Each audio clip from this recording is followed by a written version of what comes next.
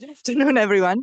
My name is Ramona Gânzel, and I'm an associate professor in Romanian language here at UCL CES, and the co-founder and convener of the PROLang research group.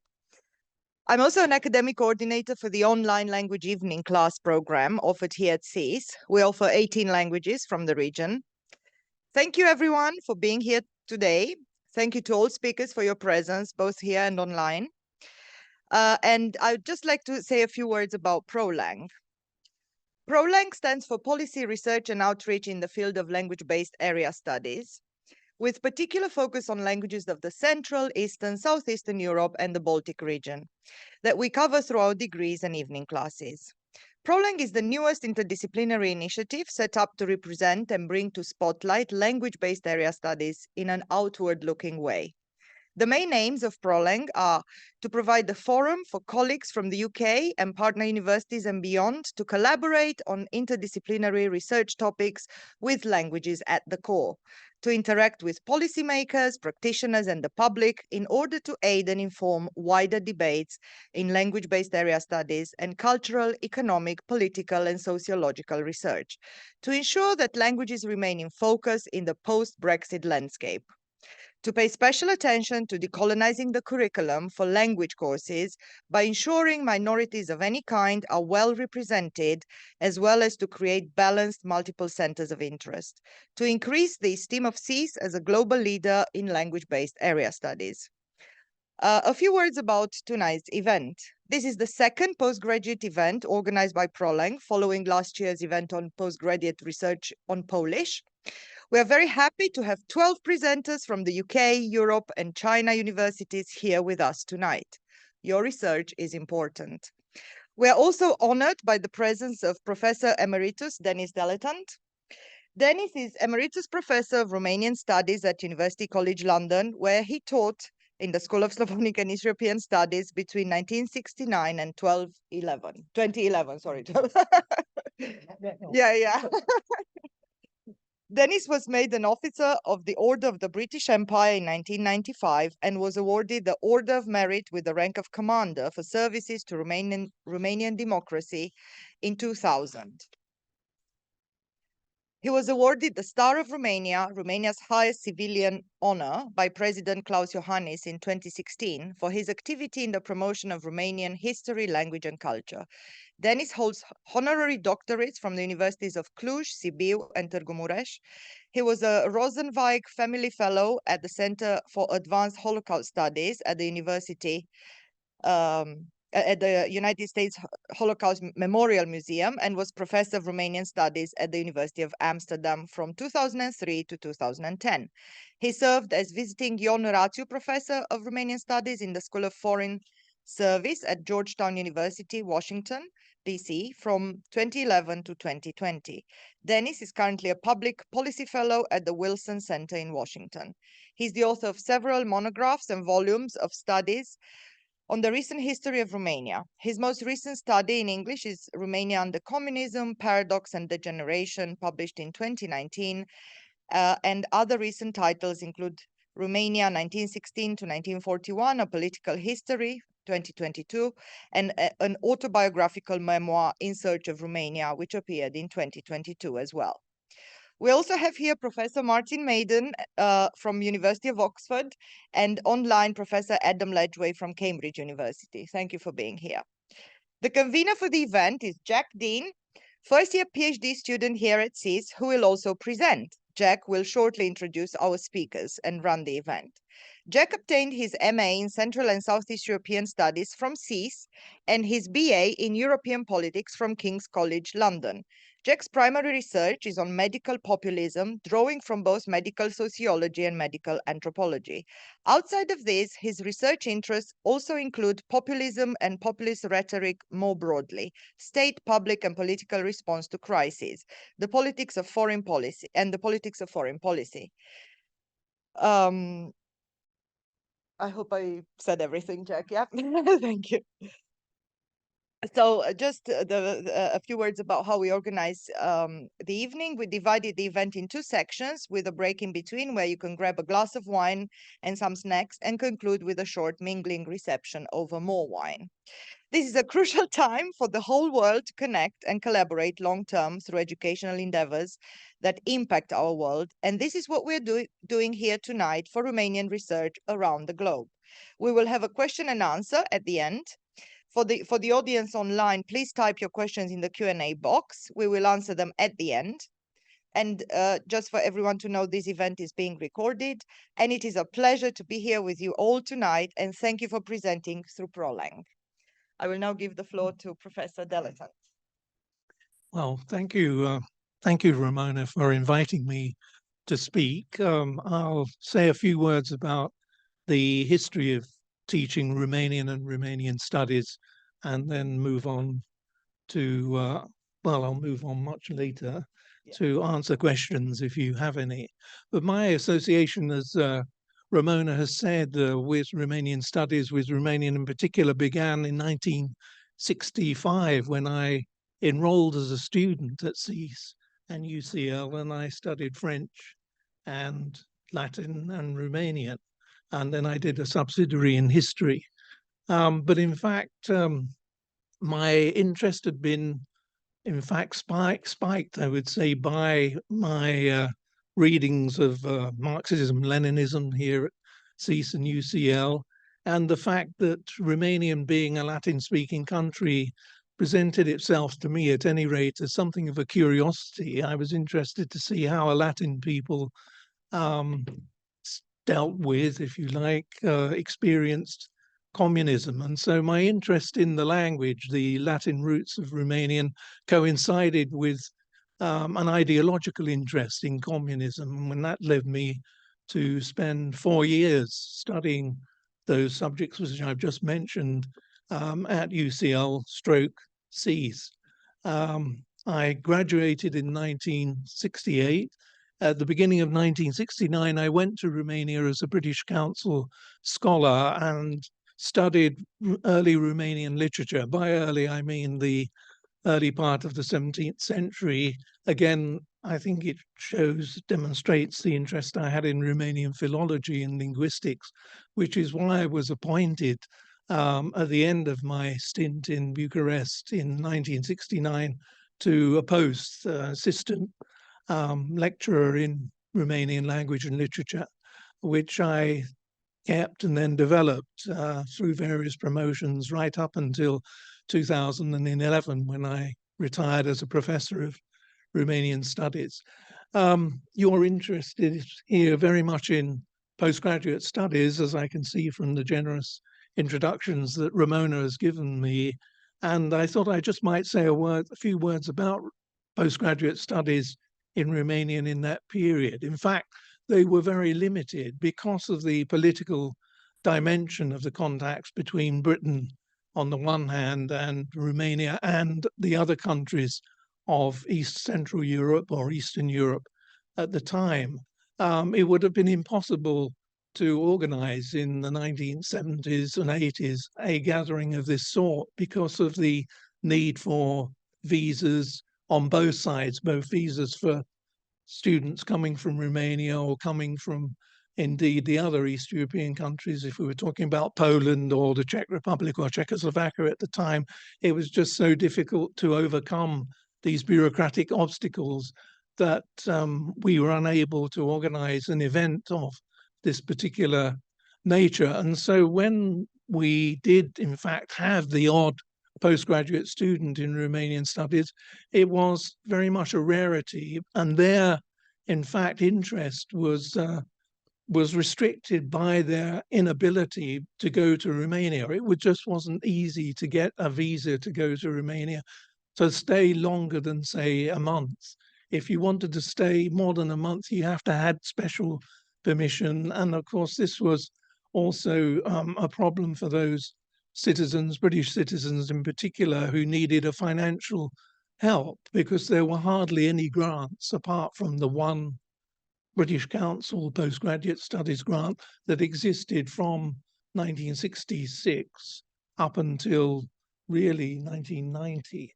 And then in 1990, with the collapse of communism in Eastern Europe, the British government withdrew its funding for what they called minority studies. in the UK, and minority studies encompassed all of the East Central European languages, except for Russian, which remained a major area of studies. So you couldn't have a Romanian lector or a Czech lector or a Polish lector after 1990 unless the governments of those countries were able to support themselves the teaching of Polish or Czech, Slovak, Romanian, even Albanian. And this led to a swift collapse, really, in the teaching of the languages for a period of time, even though, ironically, communism had collapsed. And it was hoped that it would lead to greater contacts between the countries of East Central Europe and the UK. So, for example, in that period, 1969, right up until 1989, I effectively did not supervise any postgraduate students in CEAS.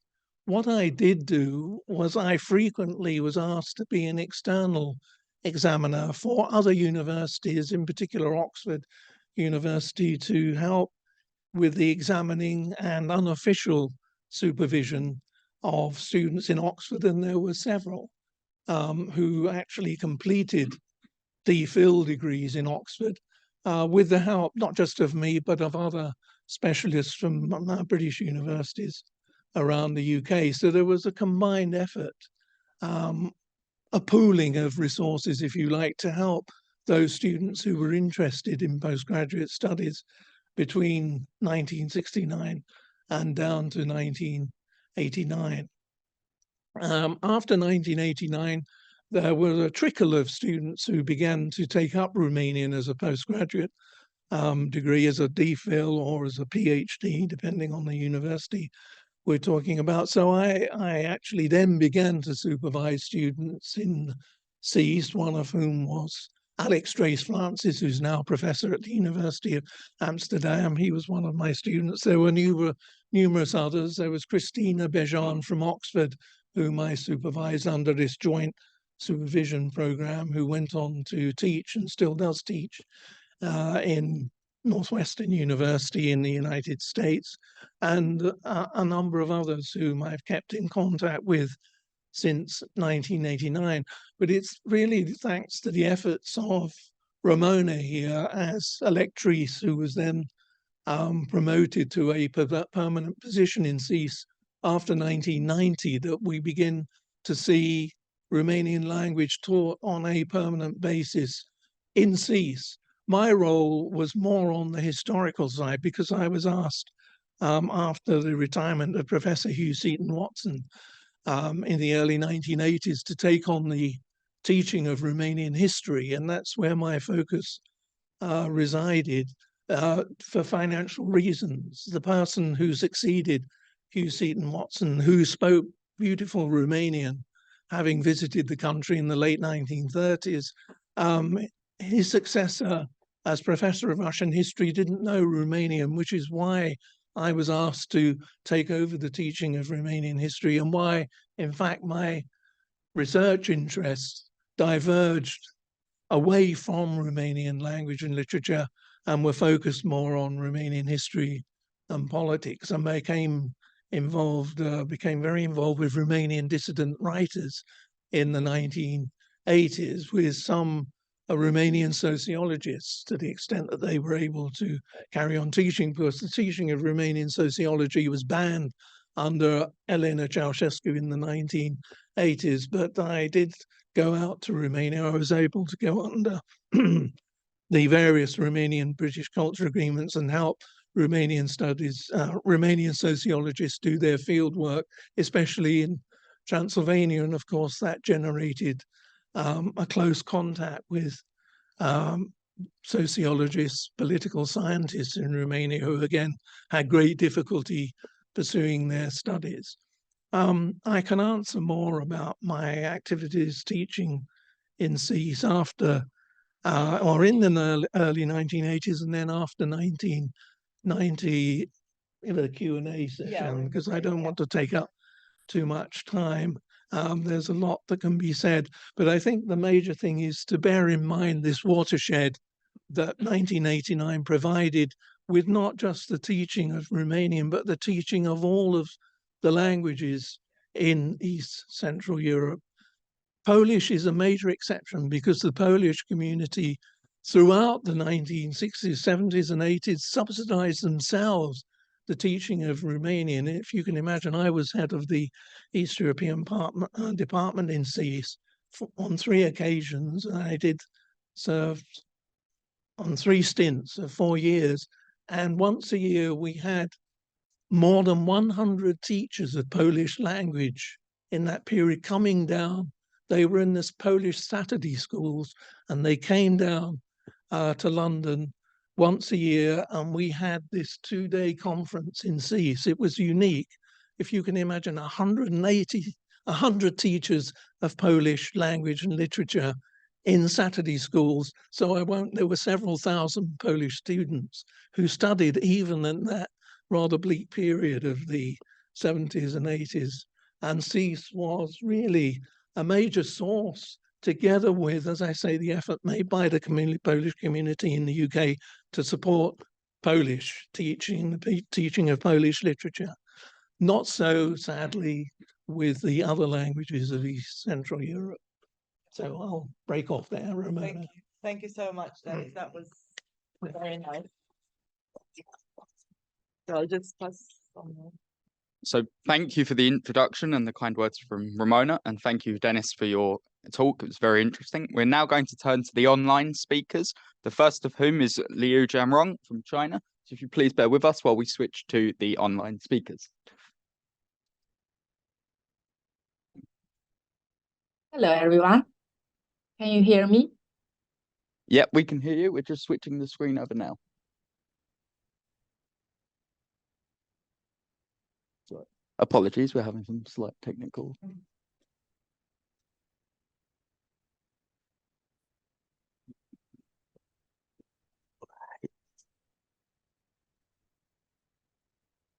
Okay, we can see you and hear you. If you don't mind sharing your screen, if you've got slides, please.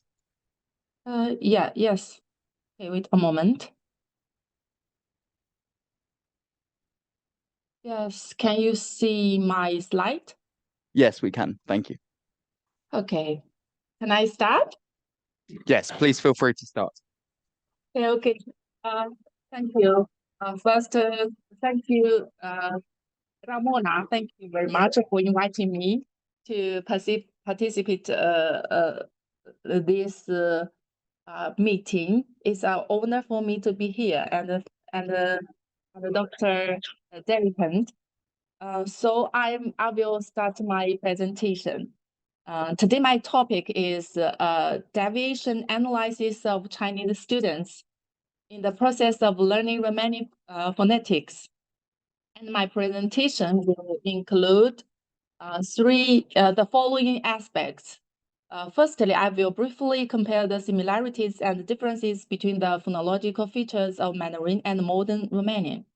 And today, since the time is limited, I will compare only a few typical features in the consonantal system of the 2 languages that cause difficulties for the Chinese students in learning Romanian phonology. Secondly, I will briefly analyze some of the difficulties that Chinese students encounter in learning Romanian phonology, as in today's case, Romanian and Mandarin consonants. And after that, I will describe in short how our professional team solves these difficulties. And finally, in terms of teaching and researching Romanian phonology, I have a few ideas to share with everyone here.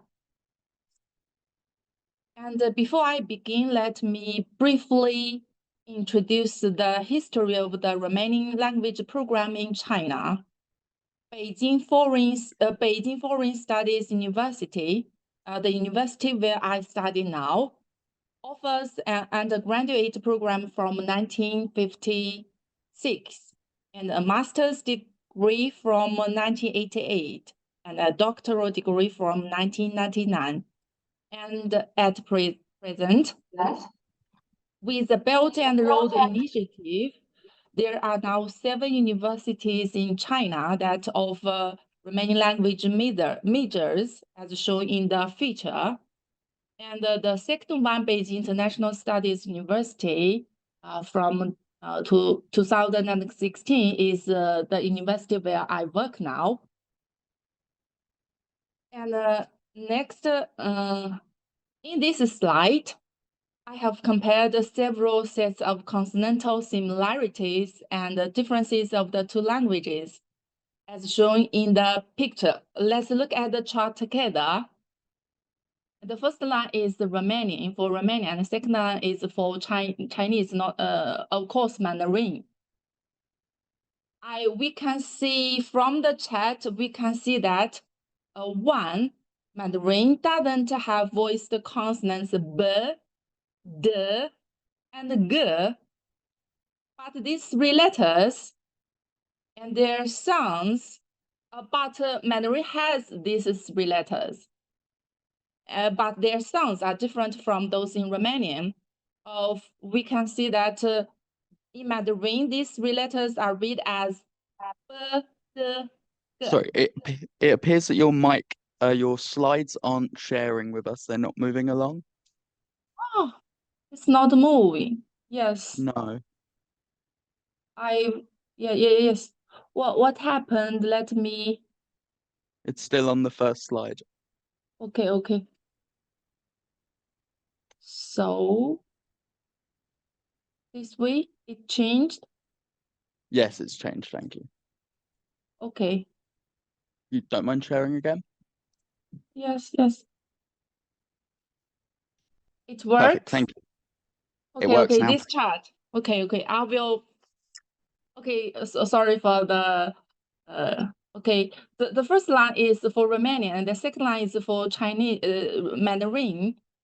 Mandarin doesn't have voiced consonants b, d, and g, but Mandarin has these three letters, and they are read as b, d, g, as voiceless consonants.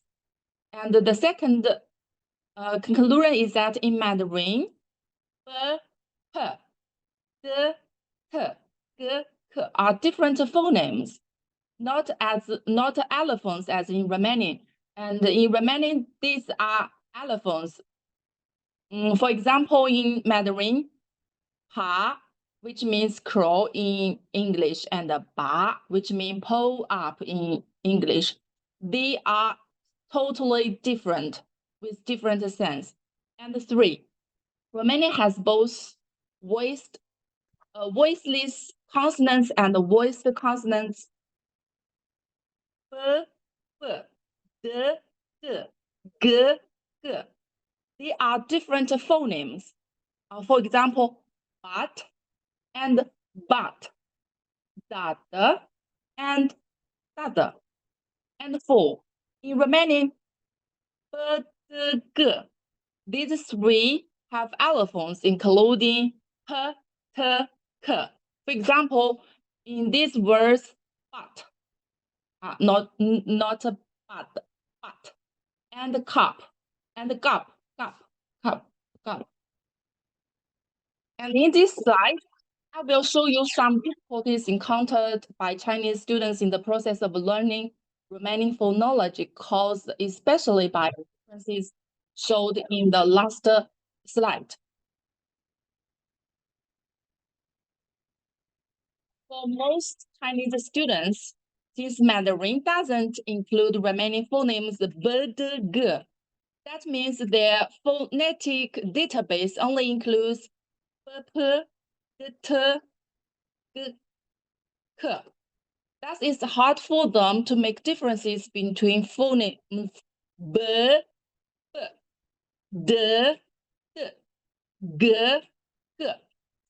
And the second one, for Chinese, b, d, t, g, k are different phonemes. But these pairs in Romania are the same phonemes, which are allophones. For Romanians, they don't make differences between them, although they show a certain pattern when they pronounce these sounds, and this pattern brings problems to Chinese students too. And this pattern is like this. When these three letters, b, d, k, are at the end of a syllable, or when they are in front of letters l and r, they are read as p, t, k, allophones. For example, in these words, pat, rak, gap, clasă, crește, plastic, prieten, trist, we can see that they are read as allophones and p, t, k. These are the difficulties. And in this slide shows what we have done to resolve these problems. We have 3 steps. Step 1, we let students feel the differences between voiceless and the voiced consonants by distinguishing the differences in pronunciation, including the place of articulation, the way of articulation, etc., and master it through repeated practice. Step 2, for Chinese students who can distinguish voiceless and voiced consonants, we ask them to distinguish the voiceless consonants and their allophones so as to make their pronunciation closer to Romanian as much as possible. And step 3, for Chinese students who are unable to distinguish between voiceless and voiced consonants, we ask them to replace all voiceless consonants with their allophones. And our theory is that the distinction between voiced and voiceless Romanian consonants is more important than the distinction between one phoneme and its allophone.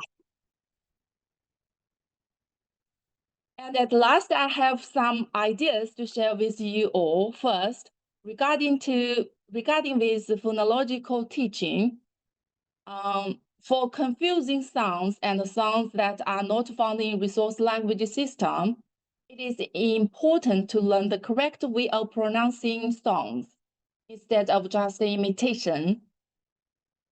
And 2, regarding with phonological research, for the description of some languages' phonological system, we may invite foreigners who know this language to participate in it.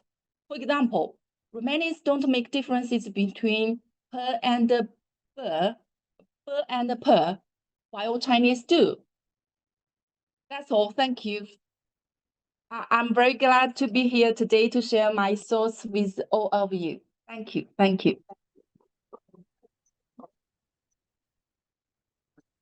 Thank you very much for your contribution. The next speaker will be joining us from the University of Jena, and that will be Jorina Fener. If you'd like to start sharing your screen, please. Yes, sure. Hi, hello. Thank you for having me and thank you for inviting me. I'll try to share my screen. Let's see how this goes.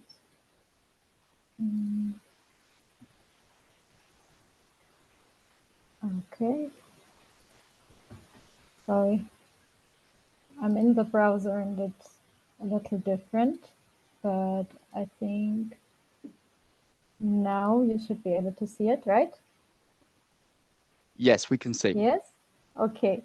Well, thank you again for inviting me to speak about a part of my cumulative dissertation project.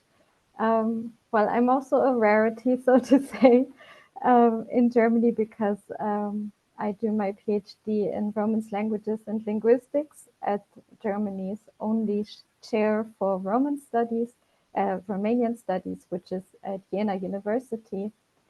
So it was very interesting to hear about the history in the UK of teaching Romanian studies. But now I will take you all to Mallorca. I think most of you know the island. People from the UK and also from Germany like to go there on holidays, but I went there for field work to seek out Romanian speakers.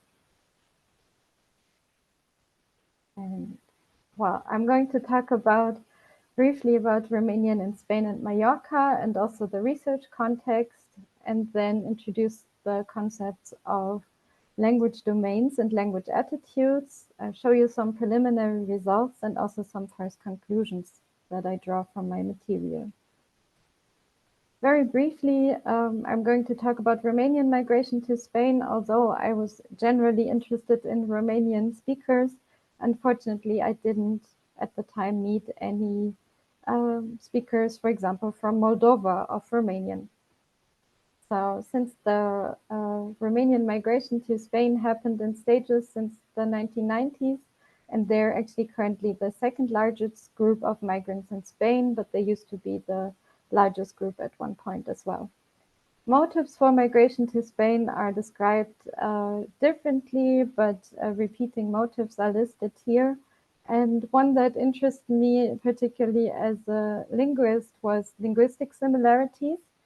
And on Mallorca, Romanian speakers not only encounter one other Romance language, but two Romance languages with Spanish or Castilian Spanish and Catalan or Mallorquí as it's called locally. Where am I basing my talk on? Most of the data was collected during a field trip that I did last year in May with a group of Romance language students from Düsseldorf University. And I took the opportunity to test the water sort of with different methods and also ways of shared data collection. And you can see a list of it here. And we collected linguistic landscape information, also conducted some qualitative interviews and gathered some language portraits. Once we were in Mallorca, we attended some pre-arranged meetings that I managed to arrange from Germany with the Romanian Orthodox Church of Palma and also with one shop owner.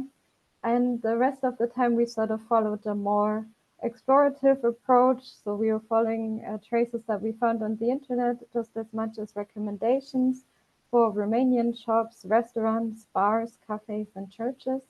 Some of them were open, some of them were not open. Some of them ended up being Bulgarian-owned shops, but Google Maps listed them as Romanian shops, which I thought was interesting in and of itself. And on this slide, you can see some impressions of what we encountered during our field work.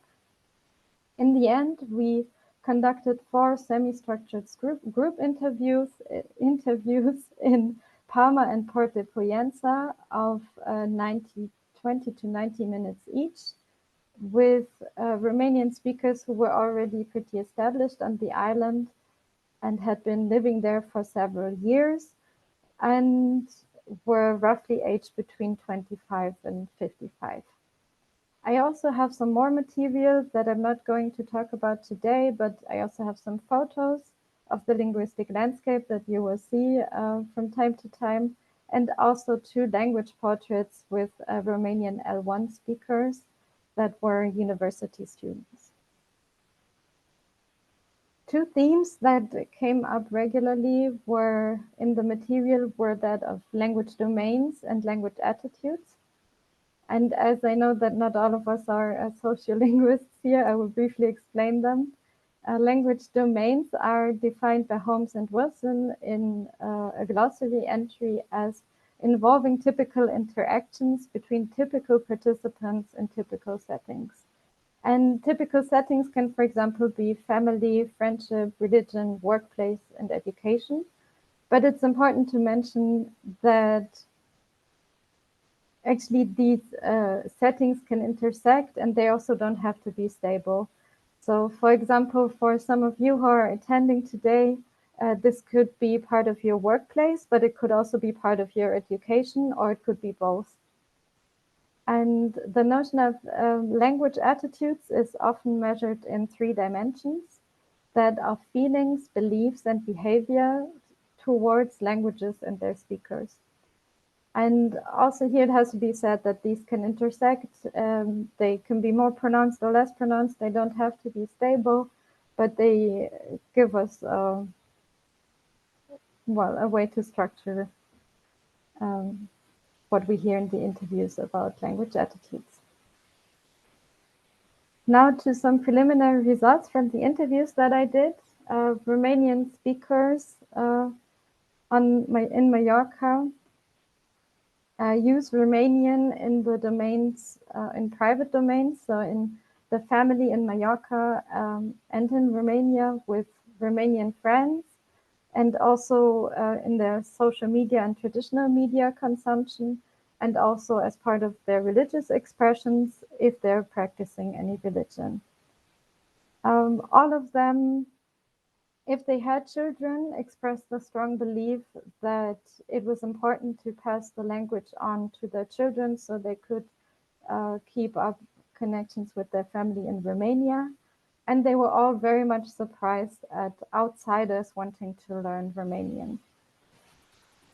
Most of them also mentioned that they were watching Romanian news to keep up with current affairs. And again, if they had children, they consciously exposed them to TV and children's books in Romanian to foster their language skills. Some used Romanian shop names and also the tricolore. And it seems to be the language of in-group communication, which I also see in the linguistic landscape. Now, regarding Catalan or Mallorquí, Romanian speakers only seem to encounter it in public domains, but more in a passive notion. But their children are engaging with it in education. They all stated to be more neutral or uninterested in any ongoing debates over the status of the language. And they all claimed that it was pretty easy to understand for them, but not very useful. But they perceived similarities between Romanian and Catalan. In their behavioral or intentions dimension, none of them claimed that they would that they had any intentions to learn the language, and only in one case it was mentioned that one highly multilingual participant stated that he had tried to successfully use Catalan or Mallorquí in an administrative setting to gain an advantage. Now, Romanian speakers' attitudes or language domain usage towards Spanish or Castilian. They use it with their Spanish friends as part of their businesses, workplaces, and administration, but also in their media consumption, both traditional and social media, and their free time. They all mentioned that it was of crucial importance for their life in Spain, and having a high skill level in the language was important for them. They were all aware of common linguistic roots, and all of them took the opportunity to point that out to my students who were accompanying me and who didn't know Romanian. So they pointed out some similarities between Spanish and Romanian. And it was often mentioned that there was a shared Roman heritage with the keywords Suntem Latin. Regarding the behavioral and intentions, all of them recalled making a conscious effort to learn the language, and it was definitely the means of outside communication with both the majority population and other minorities. So some first conclusions that I'm drawing from this interview study is that Romanian speakers in Mallorca, for them, Romanian remains important in the private domain, but there are relatively limited language maintenance efforts. So there are no, let's say, 100 Romanian teachers gathering in Palma every year to talk about their Sunday schools or Saturday schools, because they're non-existent as far as I know. And there are relatively low levels of organization outside of the church. For example, there are no Romanian cultural associations that were not founded by the Orthodox Church for administrative reasons. And Romanian remains the language of in-group communication. With regards to Catalan or Mallorquí, respondents claim to have no part in language in debates on the island, but they do take stances. It is perceived as relatively low prestige, as none of them have any intention of learning the language. And different from what was observed before in Barcelona, it doesn't seem to act as a door opener in the local community. Whereas Spanish or Castilian Spanish is the high prestige language in the context and from the perspective of Romanian speakers. And all of them made big efforts to learn the language at a high level and use it as a means of outgroup communication.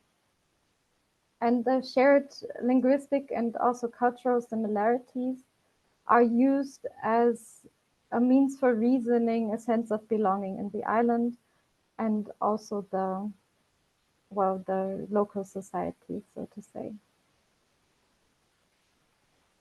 With that, I'm skipping my references really quickly, and thank you all very much for joining me in this little trip to Mallorca. And well, I'm looking forward to your questions later, and also feel free to message me with any suggestions, ideas, or whatever you may have. Thank you.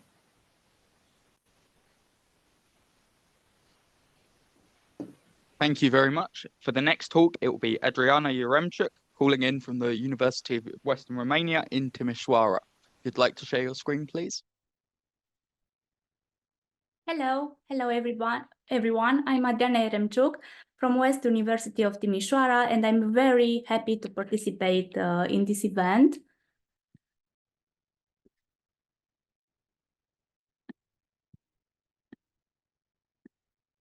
You can see my screen? We can, yes. Thank you.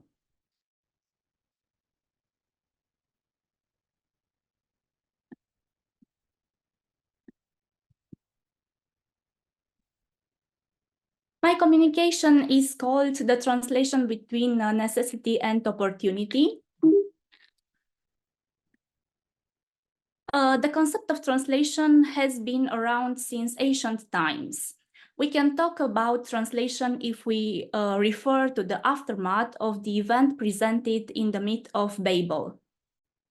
Thus, the need to communicate, to be understood, and to access the culture of other people gave birth to the act of translation. At first, translation was regarded as a necessity to propagate the teachings of the sacred text. Initially, the parishioners that would take part in the religious services would not discern the meaning of the teachings transmitted because the worship was held in a language they did not understand. Little by little, the need to reach the semantic substance emerged, giving rise to the idea of rendering in another language what the basic text conveyed in the source language. Gradually, translation also migrated to other fields, such as that of literature, with the purpose of making a text comprehensible and transposing it into an international language, thus disseminating it to other nations. As a science, translation dates back to the 19th century and have been under continuous development. New and new approaches have been produced. The study of translation study was born in the second half of 20th century, in its main point of interest being the language or speech itself. Thus, from the beginning, we should highlight the following observation. Translation is the science of the language or speech. It is a complex structure with the help of which we can interact with our fellows. Language is a condition of the individual life. The biblical passage from the Creation chapter proclaims the importance of using articulate human language. I quote, "In the beginning was the Word, and the Word was with God, and the Word was God." Translation involves a complex cognitive act in which one tries to internalize a text to understand it in order to be able to express it in other language. The resulting text in the target language will not only be a linguistic tool, but also a cultural one, since the text must be adapted to the cultural reality in which it is included. In this way, translation aims at crossing the borders between cultures. This field could arise because languages are interconnected, they communicate with each other, rendering the same human experiences in different shades. Thus, language has the power to orient the worldview. Otherwise, reality would merge with no semantic segregation, which would cancel out cultural, social, and linguistic differences. As far as Romanian culture is concerned, it should be emphasized that there were no translation schools in Romanian territory despite the interest in this field. A lot was translated into Romanian, especially the great universal works, and a good part of our writers were also translators. Translation should be seen as an opportunity to create bonds between culture, as a condition to progress in one's own interest.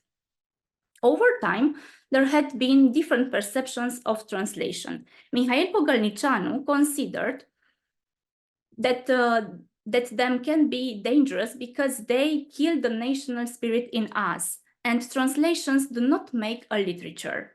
While Eugen Lovinescu campaigned for the synchronization of Romanian and European literature. Two diametrically opposed voices, but united by the same goal, the progress of Romanian literature. Thus, thanks to universal literature, we overcame a moment of impasse, bringing a new breath to the text created on Romanian soil. Such a development would not have been possible if the translations of canonical texts had not been perpetuated in Romanian literature. From the Bible to the great text, translation began to be seen as a tool to access universal values. It is wrong to think that the act of translation one starts from words and ends up translating phrases and arises by linking lexemes.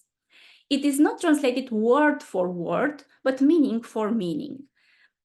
The translation transferred the meaning from the language to another or from one culture to another without providing the identical, but only provided its equivalent.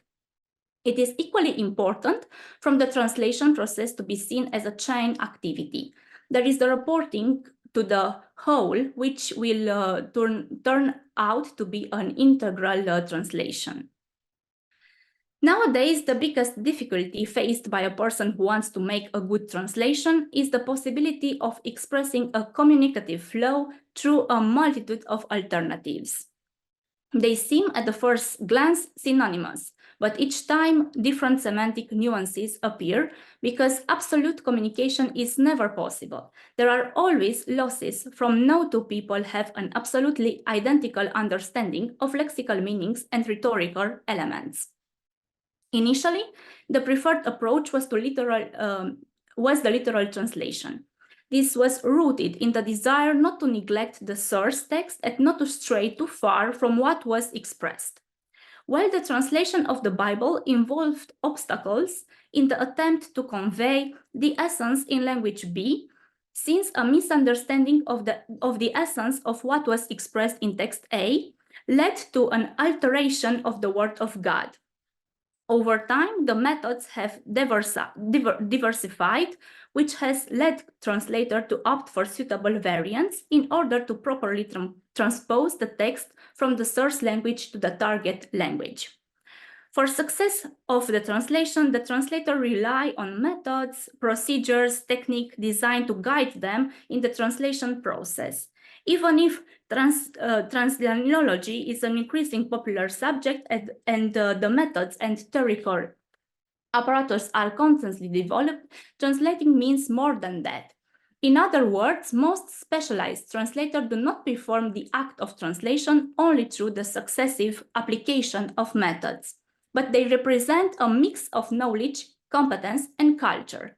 However, the artistic outcome relies greatly upon the intuition, precision, and inspiration of the experienced people. As for the models we had, French culture was a major importance from Romanian spirituality. Since the 18th century, the activity of school from the Transylvania region has been influenced by the ideas of French thinkers such as Voltaire, Montesquieu, Rousseau. Even if initially timid, Romanian culture gradually became more and more intense and diverse in the 19th and 20th centuries, shaping itself after the Western model. Romanian literature was strongly influenced by French literature, taking over the models and techniques used by writers from the West. No matter what the evolution of literary genres was in other countries, Romanian literature developed under the influence of French literature. So as to achieve a balanced development, but also from the desire to be authentic, aroused the need of knowledge and crossing the borders of great universal literature. Thus, in order for individuals to have access to the works of universal literature, the translation of the source text into a text, a common code for a certain civilization, was practiced. Moreover, thanks to this need to translate French text into Romanian, we came to acknowledge the lack of complex and varied lexical resources of the Romanian languages. In compensation, we started borrowing from different languages.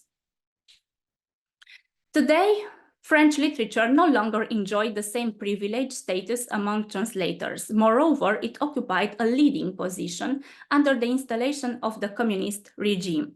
Then the politicization of literature led to the adoption of principles regarding the import of artistic products from other sources. After the fall of the communist regime, the activity resumed with the same vigor as before. Nowadays, subversive literature as well as Asian literature has gained ground, leading to the conception of cosmopolitanism. This reality presupposes the knowledge of heterogeneous culture, which causes a competition among the texts intended to be translated. Thank you very much.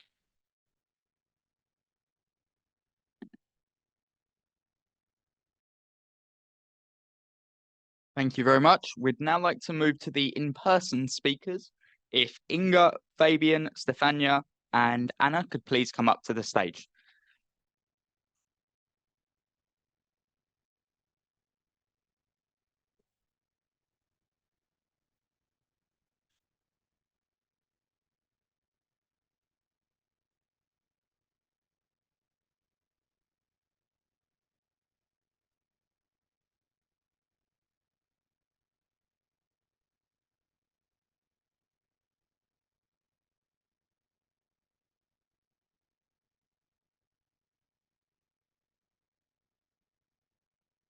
Okay, the first speaker of the in-person will be Inga Galben, sorry, and it will be a presentation on the impact of technology on linguistic evolution.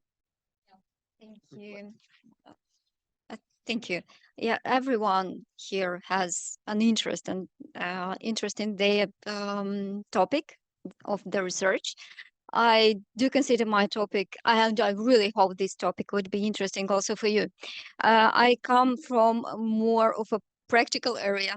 I interact a lot of young people from IT sector. So my study will be really practical.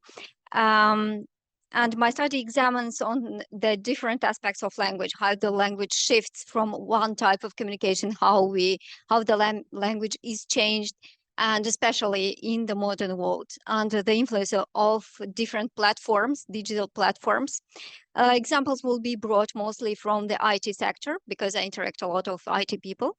And also I will bring some of the information about other scholars who studied this subject.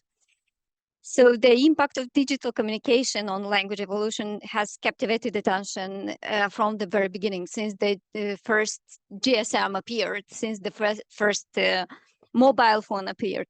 And most of the research was done by David Crystal, and he studied the subject and in progression when the digital communication moved from SMS, from simple messaging from one phone to another, moved to instant messaging and to media platforms, to different communities, online communities. So in one of the discourses delivered at the British Council, he mentioned that now, due to the instant messaging and to the digital platforms, the English became multiplied.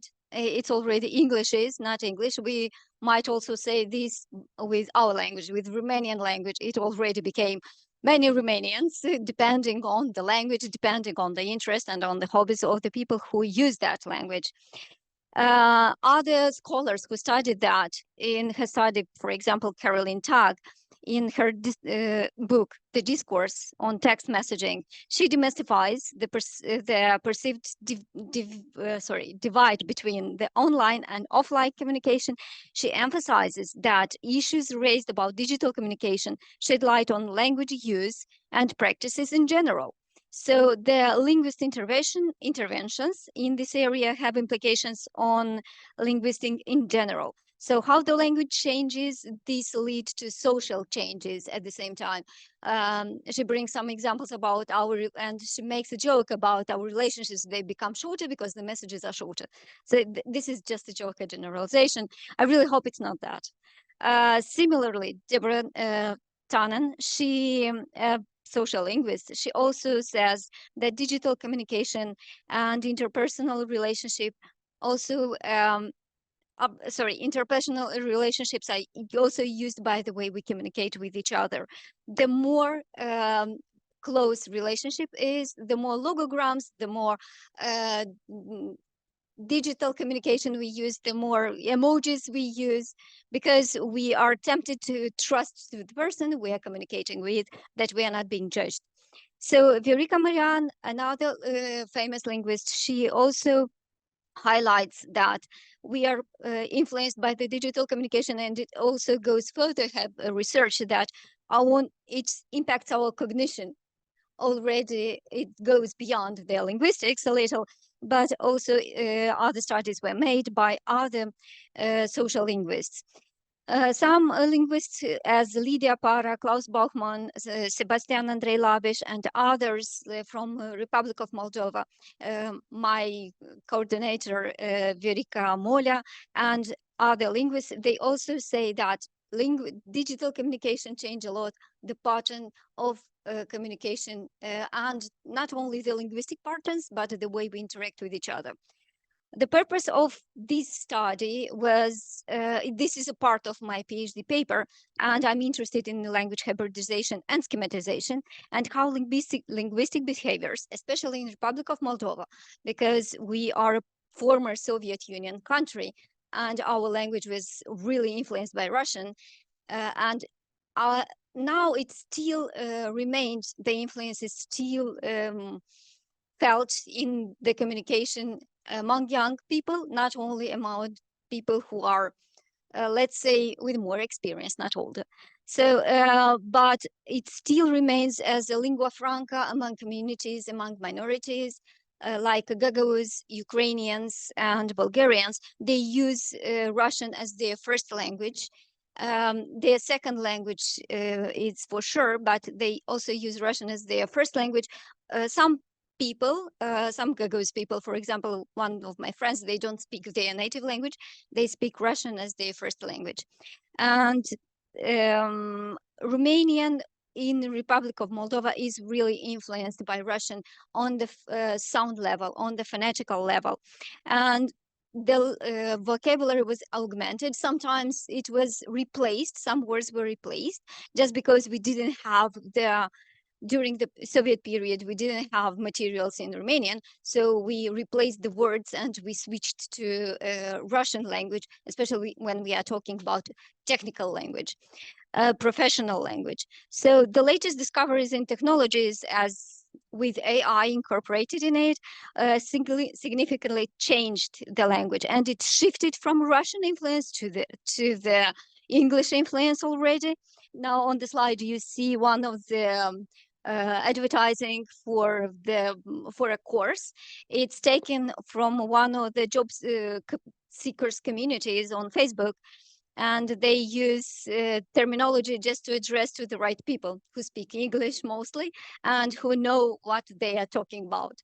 So, but there are words in English which we took from Russian under the influence of Russian language. Here is an example.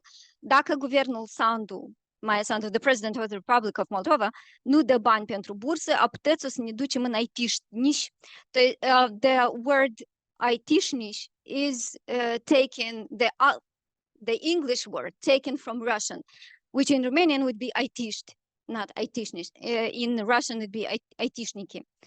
So it's really influenced, and also there is a calc expression, and it's taken from Russian. So, пойдем в айтишники, we will become IT people. So it's in Romanian would be vom deveni IT, vom deveni specialist in IT. So we borrowed a lot of expressions. We changed them under the influence of Russian language. So not only we use this terminology not only to communicate, but also to show an attitude. To show an attitude in different communities, and especially in the communities where we trust each other. Some studies on the platform, on the digital platforms, highlighted that especially people who use these platforms at podcasts, video blogs, they use these forms to express their opinions. Like one of the journalists uses her platform, and she uses this word from Russian kulokul.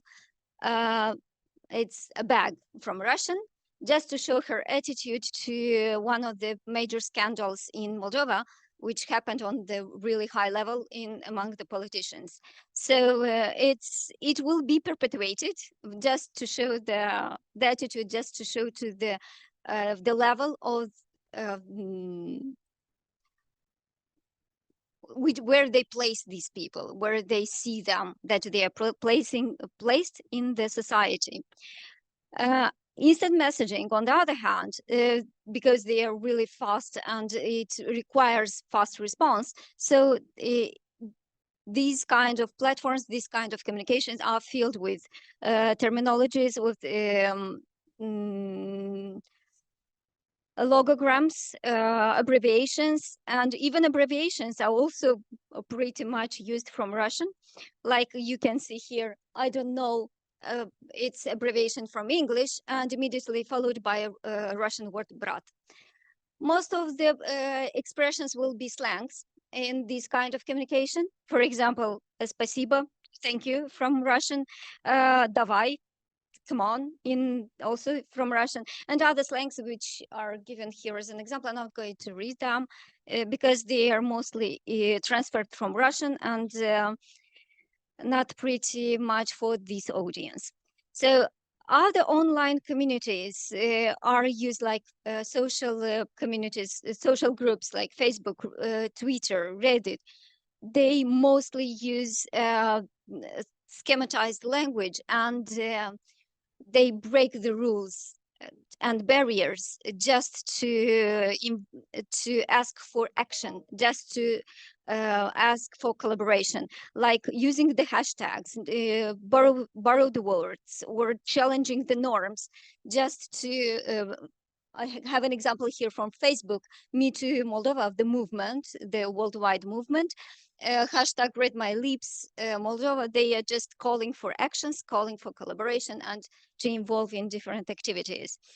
And linguistic innovations are also felt on a major scale in academia, in different studies, where the communication became shorter, where communication became pretty much on the spot, and people are accessible, people are always connected. Thus, the time of response is expected to be shorter than before. So professional online communities serve as breeding grounds for specialized terminology, especially in Republic of Moldova. We are talking about this influence from English language brought through the IT sector. And but anyway, this influence is also spiced with the Russian language pretty much now also. And professional online communities have significant influence in not only in professional area, in IT area, but also on a larger scale. It already became widened.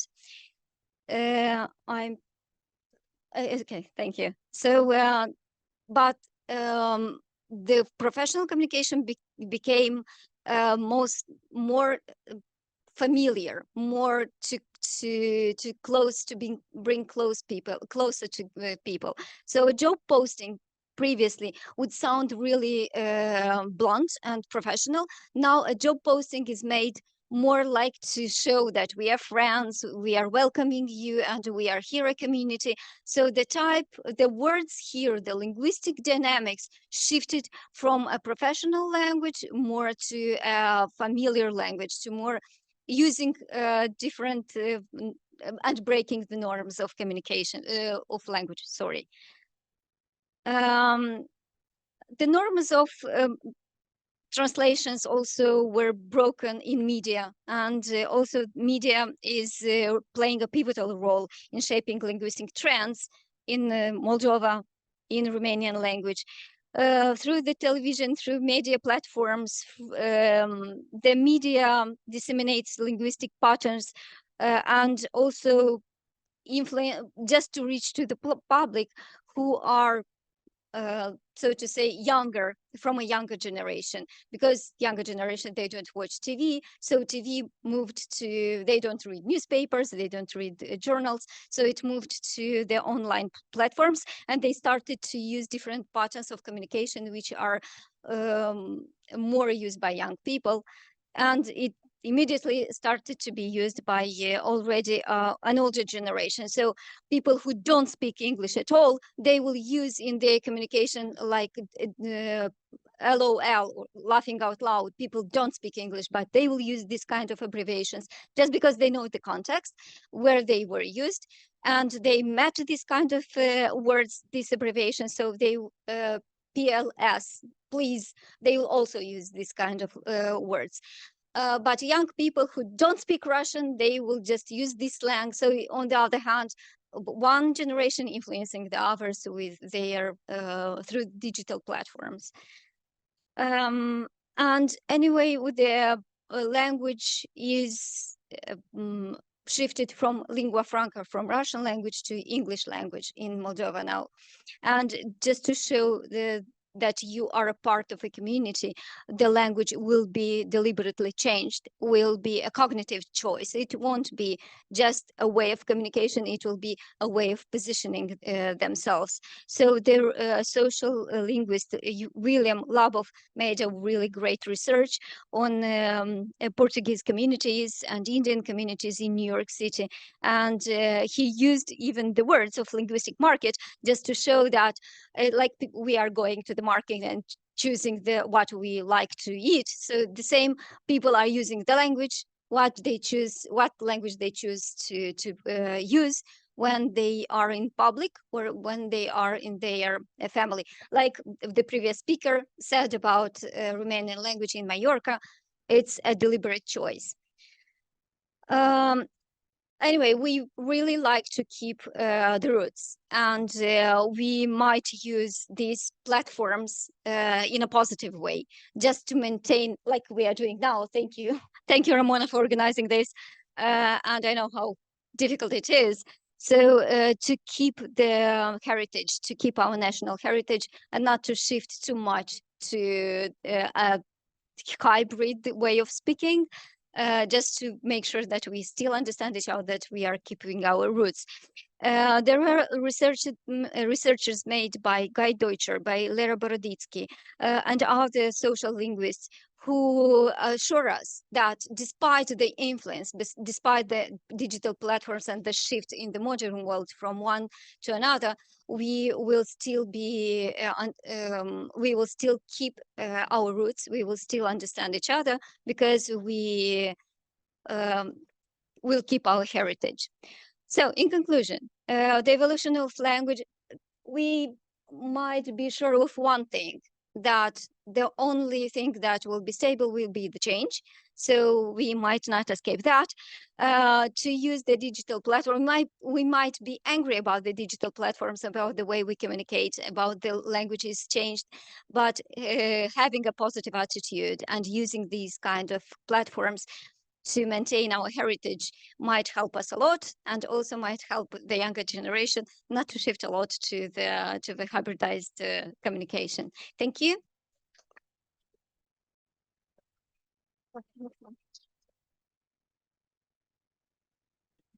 Sorry. The next speaker will be Fabian, a CESE alumni, but joining us today from Oxford. Yeah, come a long way. It's around about 80 kilometers. Yeah, no, it's an interesting feeling to be back. I'll talk today about Istro-Romanian, which is not as connected as to Romania and or Moldova as some of the other topics, but still utterly very relevant and interesting, at least I think so, and so does the Arts and Humanities Research Council, who's kindly funding this. So I'll briefly first talk about what Istro-Romanian is, because it is a variety that many people might have not heard of at all or not as much. And then I'll quickly give an example of how verbal aspect has been shaped in this particular variety through contact and through contact-induced complexification, if that is a word. Yeah, sure. Yeah, I think.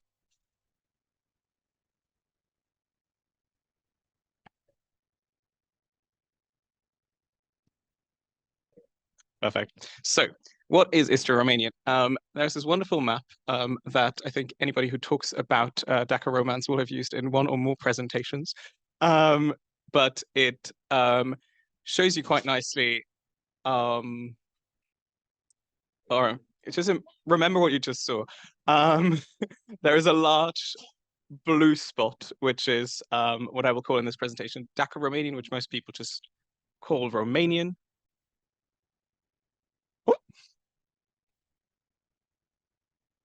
All the spoilers.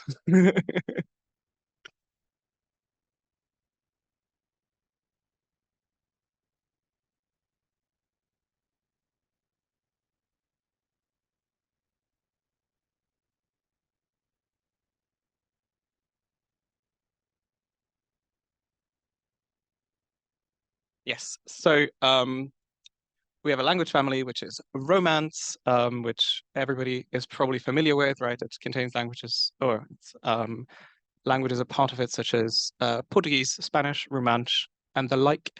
And so Daco-Romance is what we call the 4 languages that are spoken today in what some people might describe as the Balkans, other people might describe as Southeast Europe.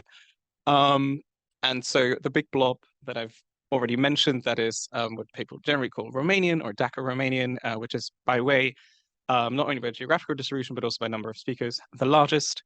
And then we have Aromanian, which is spoken in today's Albania, Greece, North Macedonia, and Bulgaria largely. Magellano-Romanian, which is harder to see because there are not as many dots. It is mostly spoken in and around a town called Gevgelia at the border between North Macedonia and Greece. It's also a major producer of Ivar, for those who are interested. And then there is Istro-Romanian, which is what I want to talk about. It's the red dot, which, as you can see, is quite far away from the others. And the reason for that, we think, we don't actually have much by way of historical sources to assess this, but the evidence points towards a move towards the Adriatic of transhuman Romance-speaking shepherds during the time of Ottoman expansion in Southeast Europe. And the reason why we think this is when people moved is the relative absence of Turkish loanwords in Istro-Romanian as opposed to the other Daco-Romance languages. So the only Turkish loanwords we found in Istro-Romanian are through the mediation of Jakovian Croatian, which is co-territorial.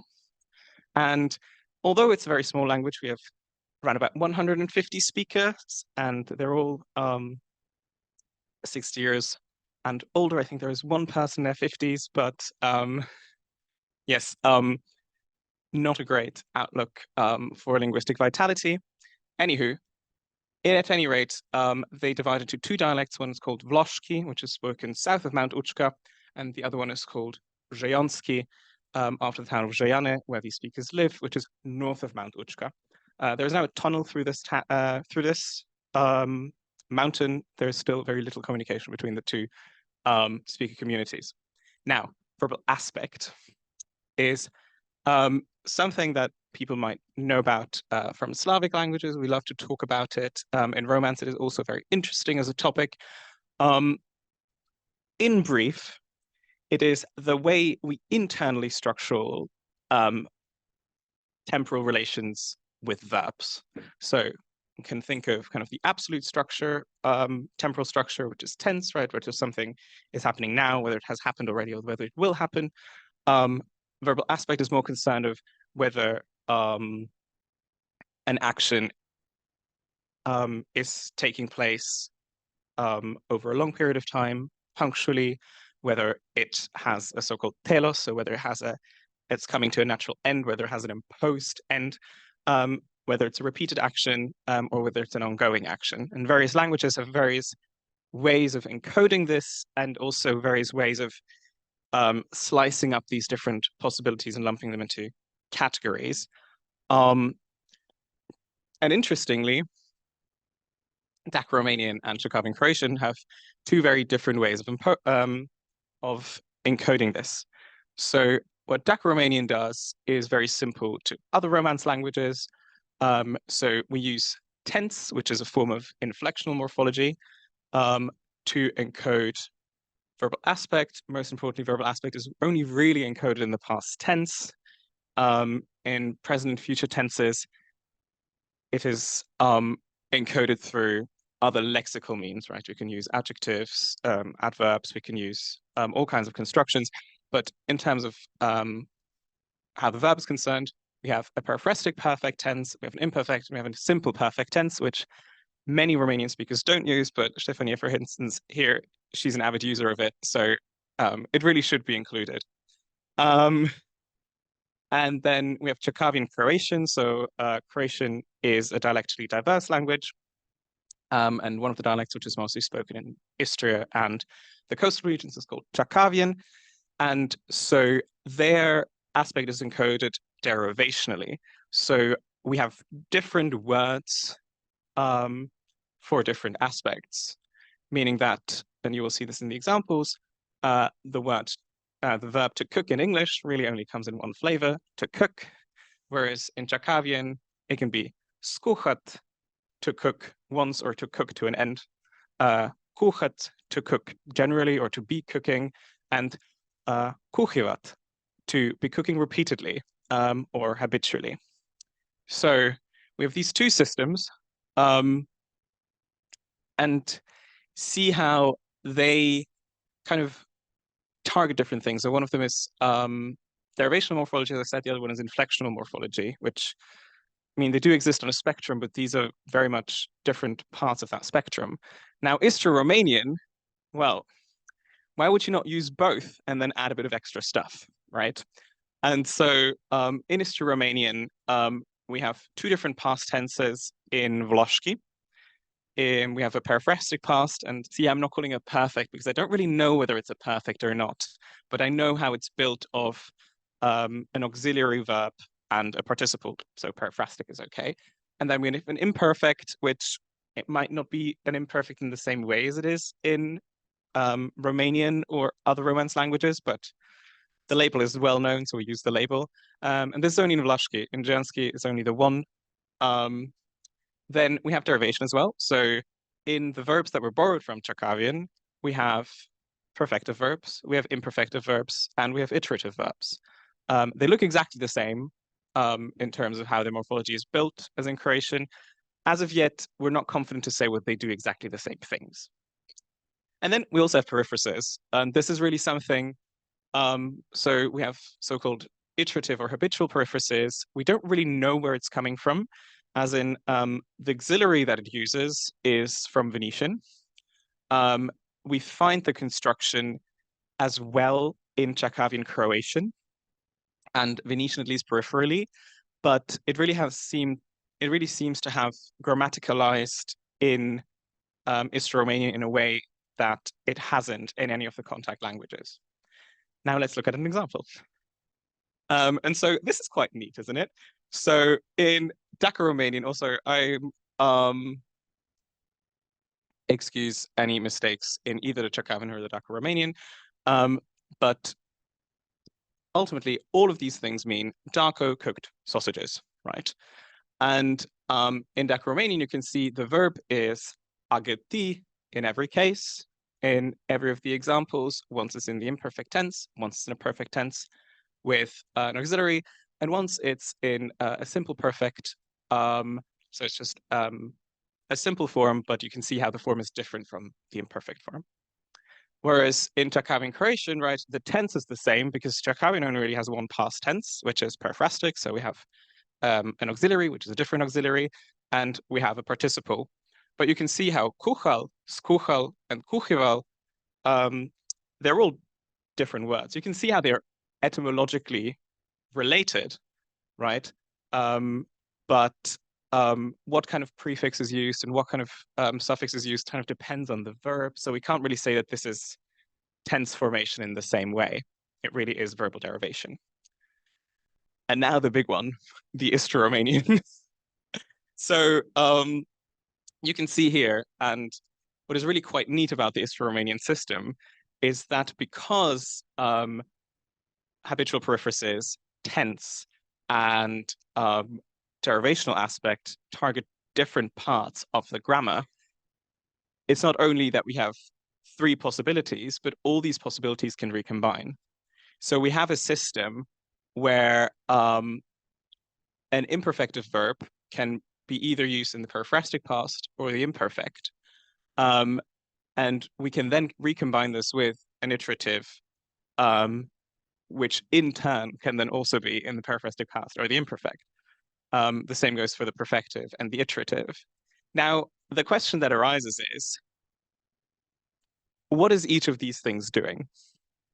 And I mean, that is really the final question of my DPhil project. And I really do hope to be able to answer this at the end of my program, or at least give a bit more of a principled account of it. For now, however, what I just want to stress is that all these possibilities we do find in the speech of Istro-Romanian speakers. So there's a wonderful corpus hosted on ILAR, which is actually just next door at SOAS, which was collected by Zvezdan Avirzic in the 2010s. And it, in this corpus, all of these possibilities are found. And some of them are more common, some of them are less common. As I said, Jayanski doesn't have an imperfect. However, it does therefore use uže much more often. So there seems to be this kind of split. And some of the possibilities are really quite rare, so they might be marginal. However, it does seem that we are looking at a wonderfully complex and typologically, let's say, unlikely makeup of an aspect system. And this is really kind of what I want to conclude with today, is that we have a combination of inherited and borrowed features, right? So some of them come down to us from Daco-Romance. Some of them were introduced by Venetian and especially by Czechoslovakian Croatian. We have then what I call, and what other contact linguists call, contact-induced complexification. So rather than this idea that was around for a long time, is that when people speak more than one language, that the languages get simpler, right? You have a situation where they actually get much more complex. And so this complexity is partly owed to the combination of features on different morphosyntactic levels. And now the question really is whether there are diatopic differences, right? Whether the different dialects kind of do things differently and use one form over another. And ultimately, the big question is, how do forms and meanings map, right? What are we expressing exactly by the different possibilities of encoding aspect, and what are we encoding with these? I think I just like made a long sentence at the ending and I didn't know how to end it, but yeah, thank you very much.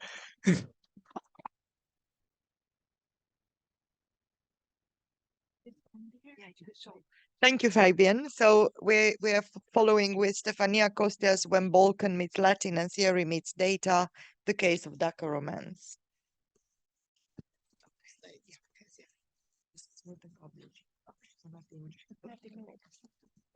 Okay. So.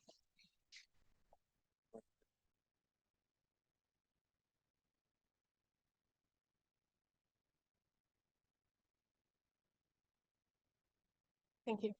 So I just wanted to change my slides because I tried to make it like a bit interactive, so like we can all like laugh a bit. Otherwise, linguistics can get a bit boring. So what we're going to do today, we will see briefly what we know about old Romance languages and what do we know about old Daco-Romance. We already know what Daco-Romance is, but we'll see the story again.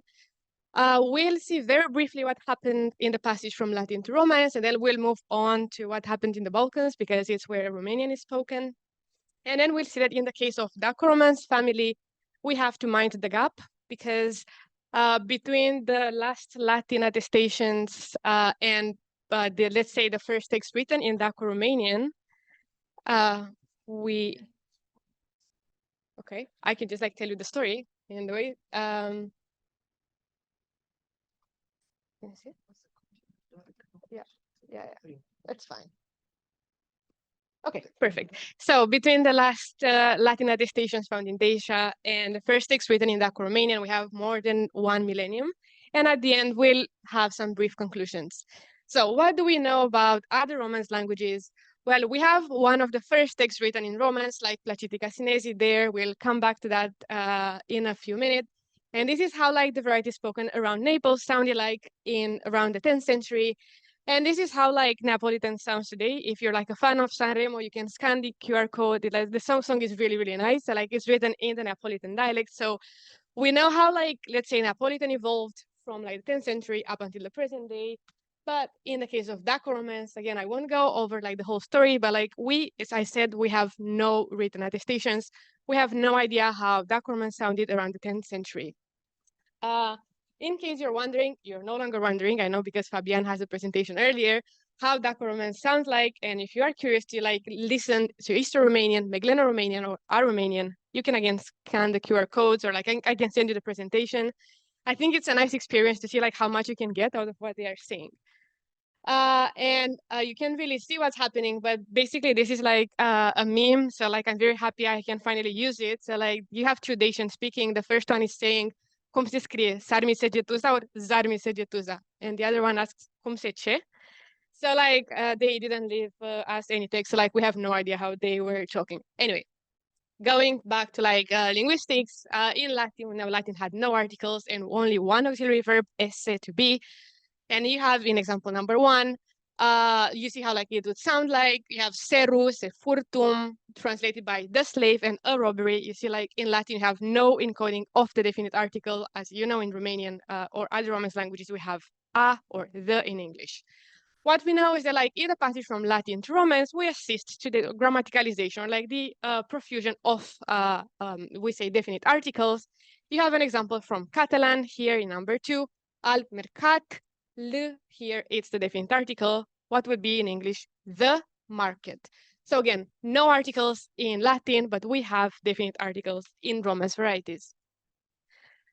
From, let's say, theoretical perspective, this shift from no articles to articles was captured in typological terms, in the terms of like head finality.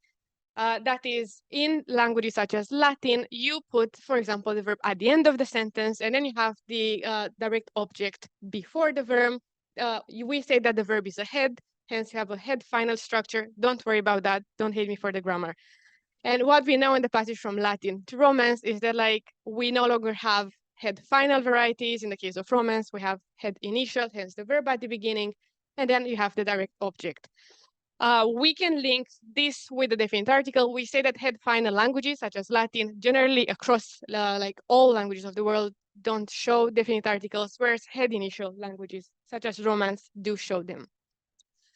What we know is that like around the 10th century, and we saw there the text, like the use of the definite articles around like across Romance was still very like little systematic. It's not used in a systematic way. So we have the first text like the Strasbourg Oaths, Placidica-Sinesi, and some Catalan texts. And this is finally what I said earlier about like the first text that we have, like Sauco che lettere perché le fini che chi contene 30 anni le possete parte sancti benedicti. This is how like Romance looked in the 10th century, but we have no idea how Dac Romance sounded like. And again, if you read again the text and also the translation, you'll see that you would find no definite articles, again, around the 10th century. What we know about Romance today, and you have examples here like 5a, b, and c, is that we assist to the lexicalization of definite articles. You have the Neapolitan example in 5a, Spanish example, el hombre in 5b, and in 5c, we have the Balearic Catalan, sa mula, with sa coming from ipse. Now, let's see what happened in the Balkans. We know that Greek was head initial, starting with the 5th century before Christ. That is, it was consistently head initial by that date. We said that head initial languages tend to grammaticalize definite articles at an earlier date. So if you have a look at this example under 6, you will find that the definite article used, as I said, like around the 5th century. And this is exactly what we also find in present day Greek, to used in example 7. So the take-home message, like Greek showed definite articles starting with the 5th century before Christ. In the case of Ultra Slavonic, the situation is a bit more nuanced in the sense like the first texts are from the 9th century, our days. However, we know that already in the 19th century, we have the grammaticalization of the definite article. If you have a look at 9, you have blessed, the voiced in Romanian would be like binecuvântata voce. So what we know is that like around the 10th century in Old Church Slavonic, which is the, let's say, the ancestor of present-day Bulgarian, they had the definite articles. And this is exactly what happened in later stages, such as Old Bulgarian and Modern Bulgarian. We know Bulgarian patterns with Romanian in the sense that they put the definite article at the end. So they would say something like Cat the Beautiful. What happened in Dac Romance? We have a big question mark. What we know is that like in all Dac Romance varieties, that is Megleno-Romanian, Aromanian, Isto-Romanian, and Dac Romanian, we have post-nominal definite articles that mean at the end of the word, at the end of the noun, apa, omlu, fratele, and tablourile. And the question is like, what happened? How did it evolve? Just like briefly about the data, we know that the last texts from Dacia, which are mainly overwhelmingly funerary monuments, are dates from around the 6th century, our days. We have here an example. And then what we also know is that the Daco-Romance unity was disrupted around the 10th century. And also we know that all Daco-Romance varieties display articles at the end of nouns or adjectives. So they do pattern alike. And we also know that like these definite articles were not borrowed from the language they were in contact with, because you can see here like Aromanian has been mainly in contact with Greek. Aromanian has articles at the end of the noun, but Greek has articles at the beginning of the noun. Or like East Romanian Croatian, East Romanian articles at the end of nouns or adjectives, but Croatian has no articles whatsoever. So this is not something that Daco-Romance languages could borrow from their contact languages.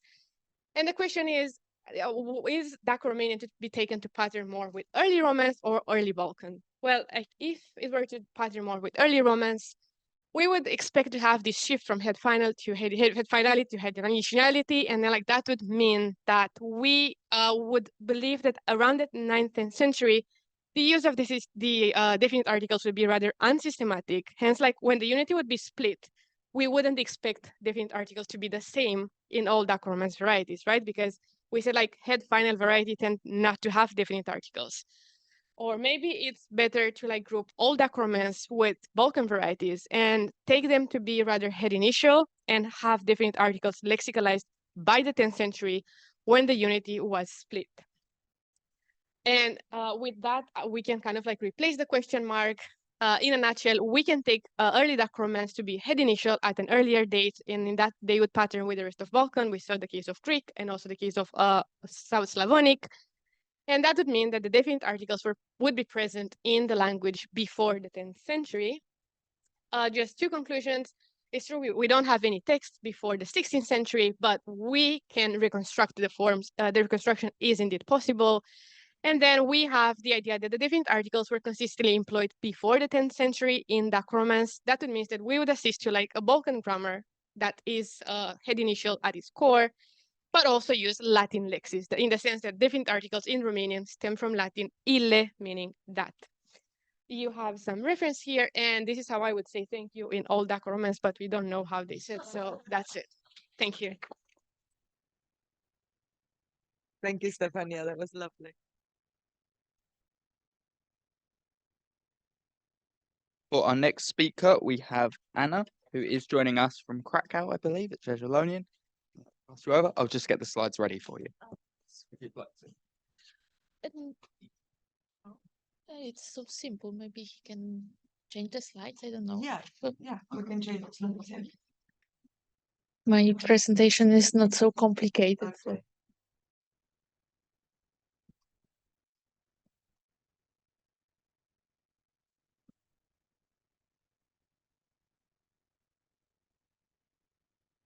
Okay, so I would like to discuss the topic of loan words in Romanian language. And my interest started with something unrelated because one evening I was thinking that the Italian caciocavallo has to have something in common with Romanian cascaval. And I started my investigation. So in my presentation, I would like to show you some lexems which probably have Italian origins, and I would like to evaluate those propositions if they are Italian origins or not. And in my presentation will be important the Greek language as a borrowing channel. I think you can, okay. So the next one. Okay, so in my PhD thesis will be about the Greek influence on the Romanian language, but as I observed, many linguists talk only about the Greek as a Greek lexems which came to Romanian language, not Greek as a borrowing channel. So I would like to show you some stages of Greek influence on the Romanian language. So we talk about ancient Greek, which is connected with Balkan because we have some ancient Greek influence on the Balkan Latin. So we have some lexems which are present only in Romanian language, not in Italian, not in Spanish, only in Romanian language. We have also Byzantine Greek, which probably we can combine with what you said, Old Daco-Romance, or in Romanian linguistics, it's called Common Romanian, Româna Comuna. And we have some modern Greek influence, which was in the Phaneriot era. So we talk about 17th century, 18th century. But the problem is that the modern Greek language from this era was very influenced by Turkish language. So it is very difficult to distinguish if some borrowings come from Greek or Turkish. So let's talk about some lexems. The first one is cascaval. A cascaval you can see on the left side and caciocavallo on the right.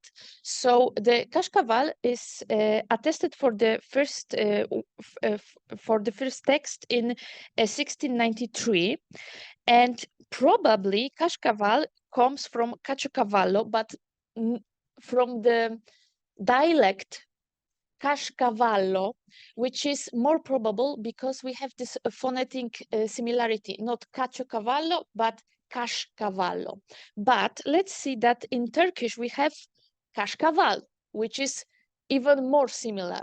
But some Romanian linguists proposed Greek as a borrowing channel. In modern Greek, we have cascavali. But my question is, why we have this E at the end of the Greek lexem and why we don't have it in Romanian? So I suggest that probably this cascavallo came to Greek, but it firstly came to Turkish, then to Greek, and then to from Turkish to Romanian separately. We don't have to see Greek as a borrowing channel in this case. We also have in Serbian a similar lexem, and also in Bulgarian, Macedonian. So probably it's something Balkanic, not only in Romanian. The next one is franzela, which is a kind of bread. And this one is more complicated because all the linguists which were talking about this lexeme, they told that, okay, it's Italian, but they proposed some etymons like fresella, francesella, frangella, which, okay, I can say that francesella and frangella do not even exist. So it's impossible to say that, okay, it comes from some francella which we don't have. And then the proposition on fresella raise a question: why appears N in Greek, Turkish, and Romanian forms, and why it doesn't? We can see it in Italian. So the problem is that probably this etymon doesn't even exist. It's kind of a phantom word. The next one would be fortuna, which is a very interesting one because it means a storm in Romanian. It is attested in 1774 and have some derivates like fortunat and furtunos, which means stormy. And the origin of fortuna is debated because Dicționarul limbii române, DLR, claims the Latin heritage, suggesting that, okay, the semantic shift from fate, which in Latin fortuna was fate, to a kind of storm, unfavorable wind, is possible. Haralambie Mihaescu, who wrote about Greek influence on the Romanian language, he proposes a borrowing from Byzantine Greek, which is fortuna, and means fate, to some Slavic. But the problem is he didn't explain what he means by Slavic. He didn't give any example. And actually, I'm not sure if we can talk about Byzantine influence in this case, because we don't have any specific phonetic feature to distinguish it from Byzantine Greek or modern Greek. But what we have in Venetian from Italian dialect, we have also fortuna, which meant not only fate, but also storm. And in this time where fortuna is attested, we have some contacts between Venetia and let's say Romania. So it's more possible that this word came from Venetian to Romanian by the Greek borrowing channel. We have also a pandishpan, which means a sponge cake, and is attested very late, actually, because it's 1825. And Delere, Dicționarul limbii române, proposes pan de Spanii as an etymon, but Marius Sala, a linguist, Romanian linguist, proposed Italian influence, because in Italian we have pan di Spagna. He mentioned also French, but in this time we can't say that there was a contact between French and Romanian. So from my point of view, it's not such a possible idea. So we would have pan di Spagna, which came to Turkish pan di Spagna is the same, and then to Greek pan de Spani, and then to Romanian pan di Span. So we can observe that the sponge cake have a great vacation, came from Italy to Turkey, then to Greece, and to Romanian. So as a conclusion, I hope that I showed you that the Romanian vocabulary is really influenced by very different languages, and also only the question of Greek influence in the Romanian language is very complex. And I hope that we would go to explore more in this area. Thank you so much. Thank you, Anna. That was very interesting. So we will take a break in a minute, but if anyone wants to ask any questions to the presenters so far, That would be good. Can I just make a comment to your paper? Thank you. Just a comment to your paper regarding this word fortuna. Two things. Have you considered the possibility that it is a euphemism, that actually it meant good luck originally, that sailors would use it? I don't know whether that's been suggested, but it seems to me quite likely that could be part of its development. The other thing I wanted to say is it's also the word for storm in various southern Italian dialects, not just Venice. So it has a wider diffusion than just those areas. I thought you might want to take that into account. Why I said Venetian, because it was attested exactly like this kind of wind, not only a fate, but also wind. But it was attested, so I was sure that I can say something about Venetian. But thank you for your comment. See that interesting in the south as well. It's just like Romania. Thank you. Radu, you want to? I have lots Yeah. of questions. Yeah. I mean, for each. Yeah, excellent. So shall we start in the order they? Yeah, whichever order you want. Just So can we start with you? with Inga. Yeah. No, with you, with the presenter from China. All right. Yeah. Yeah? Yeah. Jianrong, yeah. If they are. Yeah. If they are still online. Yeah. I'm still here. Okay. Well, thank you for explaining the difficulties through which Chinese learners of Romanian are facing. I have no comment on the content of the presentation, just a bit on the aspect. I think there is a typo in the title because you're talking about the acquisition of phonology, but the title says phonetics. And I was expecting to see spectrograms and waveforms and stuff like that. Yeah, so that's one.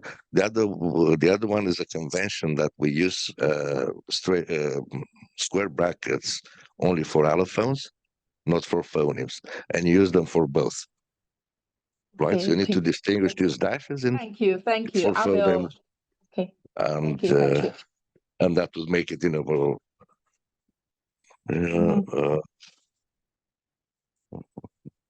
and I have one question. I don't remember the examples at the syllable end that you gave.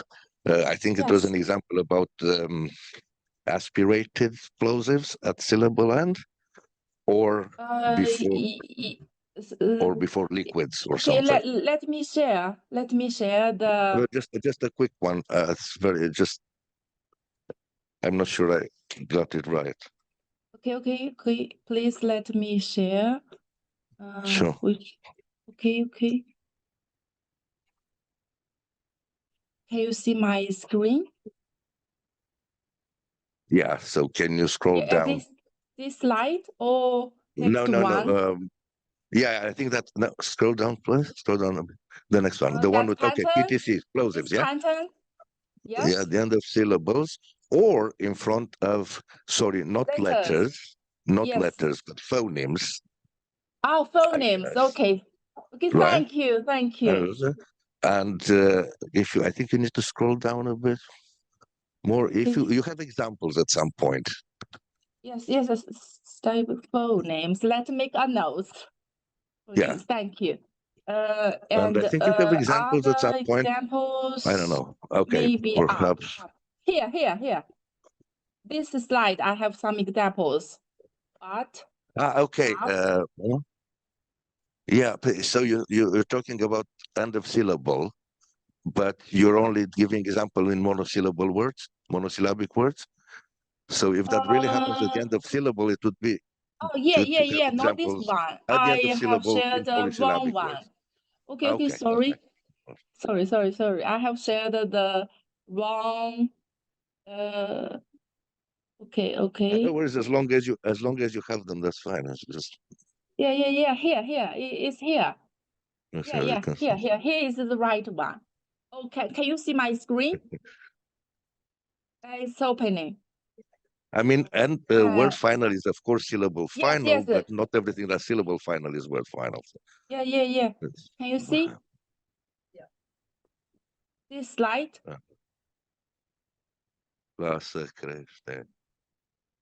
not sure. But in all the disyllabic or three-syllabic words, you have them in clusters with liquids, right? And that would cover the other factor. So end of syllable or you said before liquids. Yeah. Yeah. Oh. So what I Yeah. would like is to see an example of plosives not followed by liquids in a polysyllabic word. Not now. Okay. Not now. In the future. Okay. Yeah. It.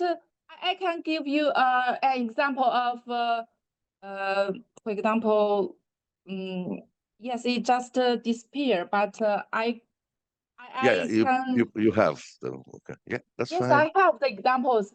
These letters are placed in the middle of a letter and at the end of a syllable, not at the end of a word. Okay. Right. Excellent. Okay, let me give you an example. Maybe the Romanians, the guests from Romania or from Moldova can give us some examples. Okay, thank you so much. Shall I carry on? I have actul. Da. G este at the end of the syllable ac, not at the end of the word. Okay. Sure. And many other examples. Thank you. It's fantastic. Thank you for your correction. Thank you.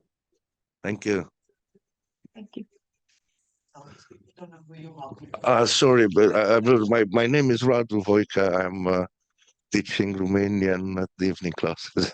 But you're also a postdoc. Yeah, no, I finished that postdoc years ago. Yes, I teach Romanian too, but not phonology, just general introduction to the Romanian. Okay.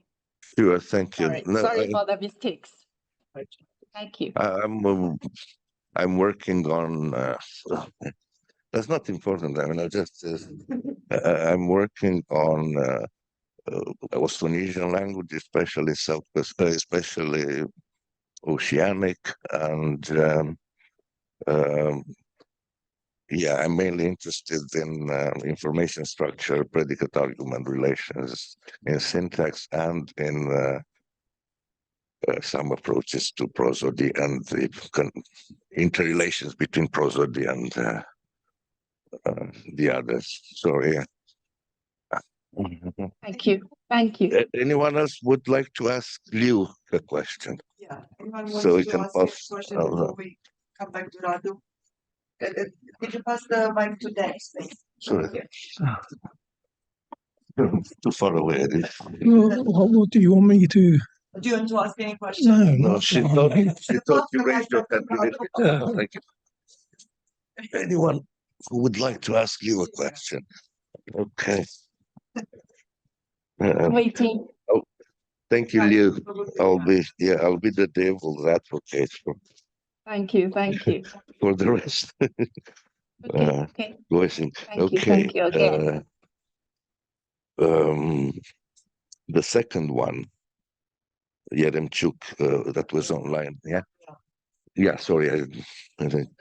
And this is something that Adriana, are you online? Not at the moment. So go to the next. Remind me. Sorry. English. I don't have any questions there but there's a comment for you guys. I mean, I wasn't able to hear almost anything.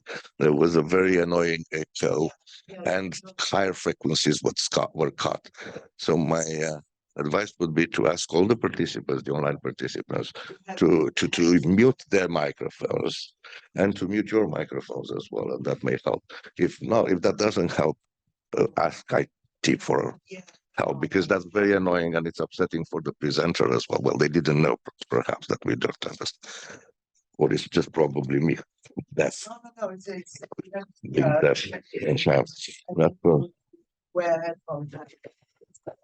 the next one is for Fabian, and thank you so much. I've been very interested in history of Romania. By the way, when I said I'm working on Austronesian, I also worked a bit. I was interested in Romance for a long time, and especially in Eastern Romance or Daco Romance. So do I need to hold it in my hand? Yeah. Okay. I didn't know that. So thank you, Fabian. One thing about, again, the context is, the content, I cannot say much about that, and thanks for sharing all this information, because we don't know. One comment is on the presentation. In your examples, there's no glosses, no parsing, no free translation. This would have been very helpful, because not everybody is familiar with all those languages or dialects. So we can see what you're talking about, prefixes and suffixes, but I can't see which one is the prefix. Suffix. I mean, I need to guess. I can do that because I'm a linguist. I can guess a bit, but not.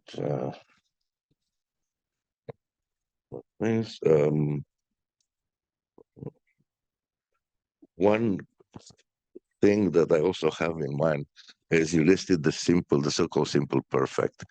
Yeah. As aspects, or between the aspects. I always had the impression that so, like, unlike the imperfect, where you can find definitely find a spectral category encoded, I also had the impression that the simple past or simple perfect is just a tense, what we call a near past. Now, a Jorina near past. Jorina is a near past that encodes an action. It's taking place at the same day as the day of speaking, basically. So this is what one of the things that I would like to ask. Is it a tense or an aspect or a conflation of the two? Yes, this is not what I'm an expert on, and I think two people are much better probably answering this. I think my take on it is that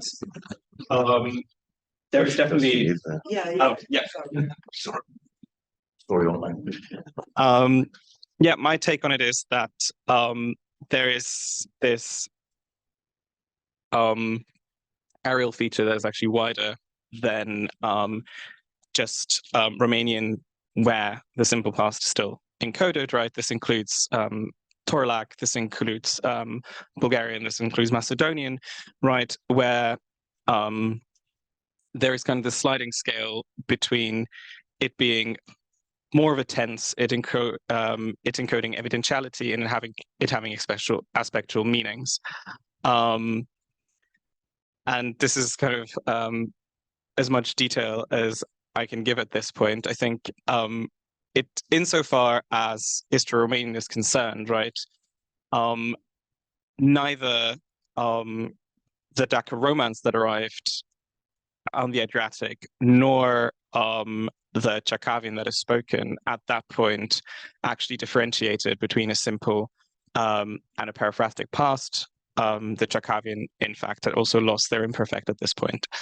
So it is not immediately relevant to what I'm looking at, but I'm more than happy for Stefania to give her thoughts on it, because she's much more in this than I am. Yeah, so I think, as a native speaker from Oltenia, I think it's in between. Like, I can use the more as a tense, but also as an aspect marker. So also the fact that you have this hodiernal usage, I think it also has aspectual nuances in that. So yeah. Do you have any other questions? More the intuition, I would say, at this point. But yes, but we can discuss more at the break. So I think everyone wants to have the break. Yeah, you can, because I'm almost a native speaker of Voltanian, because I lived there for a long time, and I can't think of an spectral value, but we can talk about that. Sorry. Any other Any, what's it? Anybody who has a question for Fabian? Hello? I think, well, you already, you were, Stefania, yeah? You were after Fabian. Wait, I think I have another one for you, but I can't understand my writing.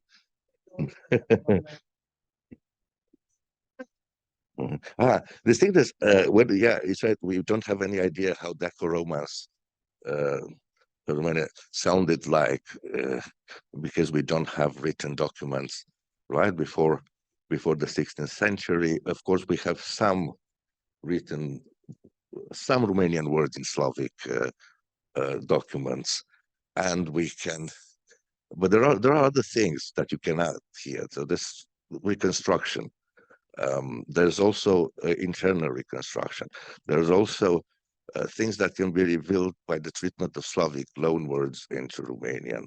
So yes, we don't have audio recordings of Romanian, but we can still trace some things back, I think. Of course, we don't know exactly how they sounded.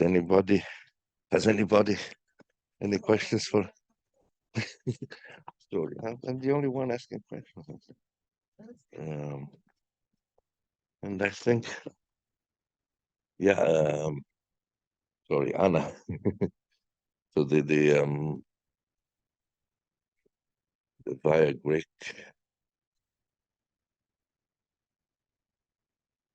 Yeah, I think there are. I mean, you said that people don't acknowledge that Turkish loanwords can come via Greek, or the other way around. I said that it's very difficult to distinguish. Yeah, no, that's true. Modern Greek from That's true. 17th century and 18th century. It's really difficult to distinguish if it is really Greek or Turkish, because Turkish. Sorry, Yes, because in this time Turkish really influenced Greek. So we. Yes, post-Byzantine, yes.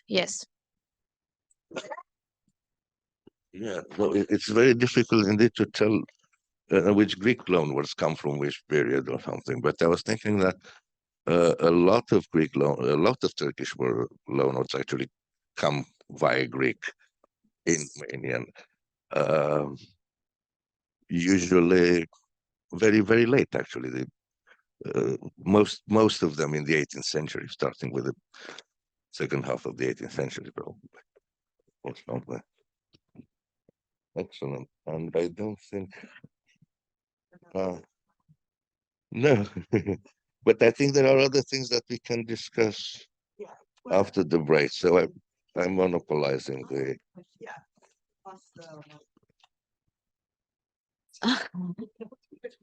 Sorry, after that, we get back to Adriana. Adriana? Hi, my name is Samina. I'm one of the speakers. I am not a linguist, but I have a degree in languages. This was all very confusing for me, but I guess as a sociologist, my question is, what are the social and political implications of your research, if any? I understood that very well from Inga. I think that's really interesting, and I was fascinated. But I guess for Stefania, I would ask, do you see any risks for your research being misappropriated by far-right groups in terms of showing some kind of continuities or feeding into political debates around territories and stuff like that? Is that something you ever think about? Or is that a stupid question to ask to linguists? I don't know. And to Fabian, my question is, I guess, why would we care if we're not linguists, in the sense of what is the broader implication for history or for other things of the research you're presenting? Right, so thank you for the question. It was not a stupid question. I think what I want to do with my research is to like set the story right. I mean, of course, Romanian linguists have been doing that, but also have lots of voices that argue that actually Eastern Romanian, Aromanian, and Megalo-Romanian are part of the Romanian language spoken in Romania. So in that respect, yes, like the academic truth has been manipulated. So what I'm trying to say is that like there are different languages, they evolved differently. That's why we called the common language Daco-Romance and not common Romanian, because like people can misread it. And like, in the end, you kind of have conclusions you don't really want to have. So in this way, I think I'm trying to do like more things with my thesis than just like discussing head final and head initial, but yeah. Thank you. Yeah, I think this is a really good question. It's an important one to ask, especially because it's, I think, not immediately obvious. So there are a number of things, I think, why my research matters. And I think there is the very clear typological one, right? Like linguists want to know more about more languages. And especially contact situations are quite interesting because weird things tend to happen, right? But then importantly, this is also a heavily minoritized community. It might be questionable whether we can actually speak of a community per se at this point. And it is a language and a community that has really received very, very little attention for a number of reasons over the past 100 years. Yes, there has not been a story of vile marginalization as for many other communities in that part of the world and more generally, but still it is something that has been very much a group that has been on the margins, right? And now whether knowing about verbal aspect changes that and, you know, reverses language decline, which has been very rapid, I don't think I can claim that, but I still think it is very important in terms of creating a linguistic archive as well to thoroughly research a group, not only because, you know, there might be revitalization efforts down the line, and we want kind of a scientific basis for that can aid that. But also, I think for a community to be given that opportunity to, how do I phrase this? To engage with the scientific community and to kind of build broader archival material. And I mean, my project has a very typological focus, right? But it is situated in a number of efforts to create larger community archives. And this includes Zvezdan Vrzić's work, which I'm also partner of the continuation of, which looks at which is kind of personal history, oral history interviews, right? Which also tell us about practices, traditions, ways of living from these people. There is recordings at the Oxford University, which is part of the, well, kind of probably the main reason why this whole thing started. There are recordings from the 1960s, and they also include songs, stories, personal experiences from the community, right? And to keep this archive vital and to kind of also bridge the gap between what researchers have archived and the community that still exists, I think is quite important. Is kind of on that micro level still relevant. Sorry, that was a really long-winded answer. Yeah, just ad hoc. I would like to, if we talk about society now, and you had the presentation about Istro-Romanian, I'm really interested if in English linguistics exist some other names for Istro-Romanian, Aromanian, because, for example, in Polish, we have a linguist, which is Klimkowski, and he published an article about modern Vlach languages in which he proposes some endo-ethnonyms for those languages, because those people, those communities, they don't say I am Istro-Romanian, they say Sunt Vlach. So maybe we should start to use other names for them. Yes, and that is a main issue for kind of our understanding of language and ethnicity in the Isto-Romanian case, right? Because they don't consider themselves Vlach or Isto-Romanian or whatever. They consider themselves Croatian, Istrian, Italian, and we have interesting census data over the past 100 years where these affiliations also often change depending on political affiliations of Istria, right, which are very complex. So Zvezdan Vrzic calls her archive the documentation of the Vlaški/Žejanski language, which is the community names. And I use Vlaški and Žejanski to refer to the two distinct dialects, which is actually quite neat that we kept, good names to keep dialects apart. Without now going into the polemic of what it actually means to be a dialect rather than a language. Anyway, I'm using Isto-Romanian because it's the name that most linguists use who are dealing with Isto-Romanian, which is still not that many.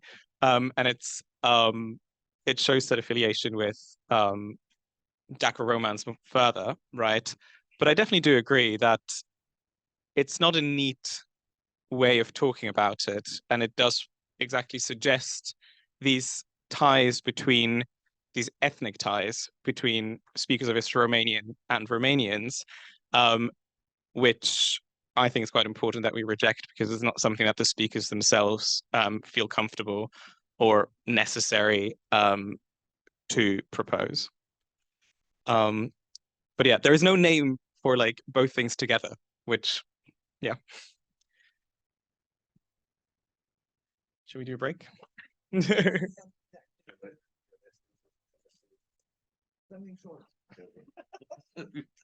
Sorry, because we hit it.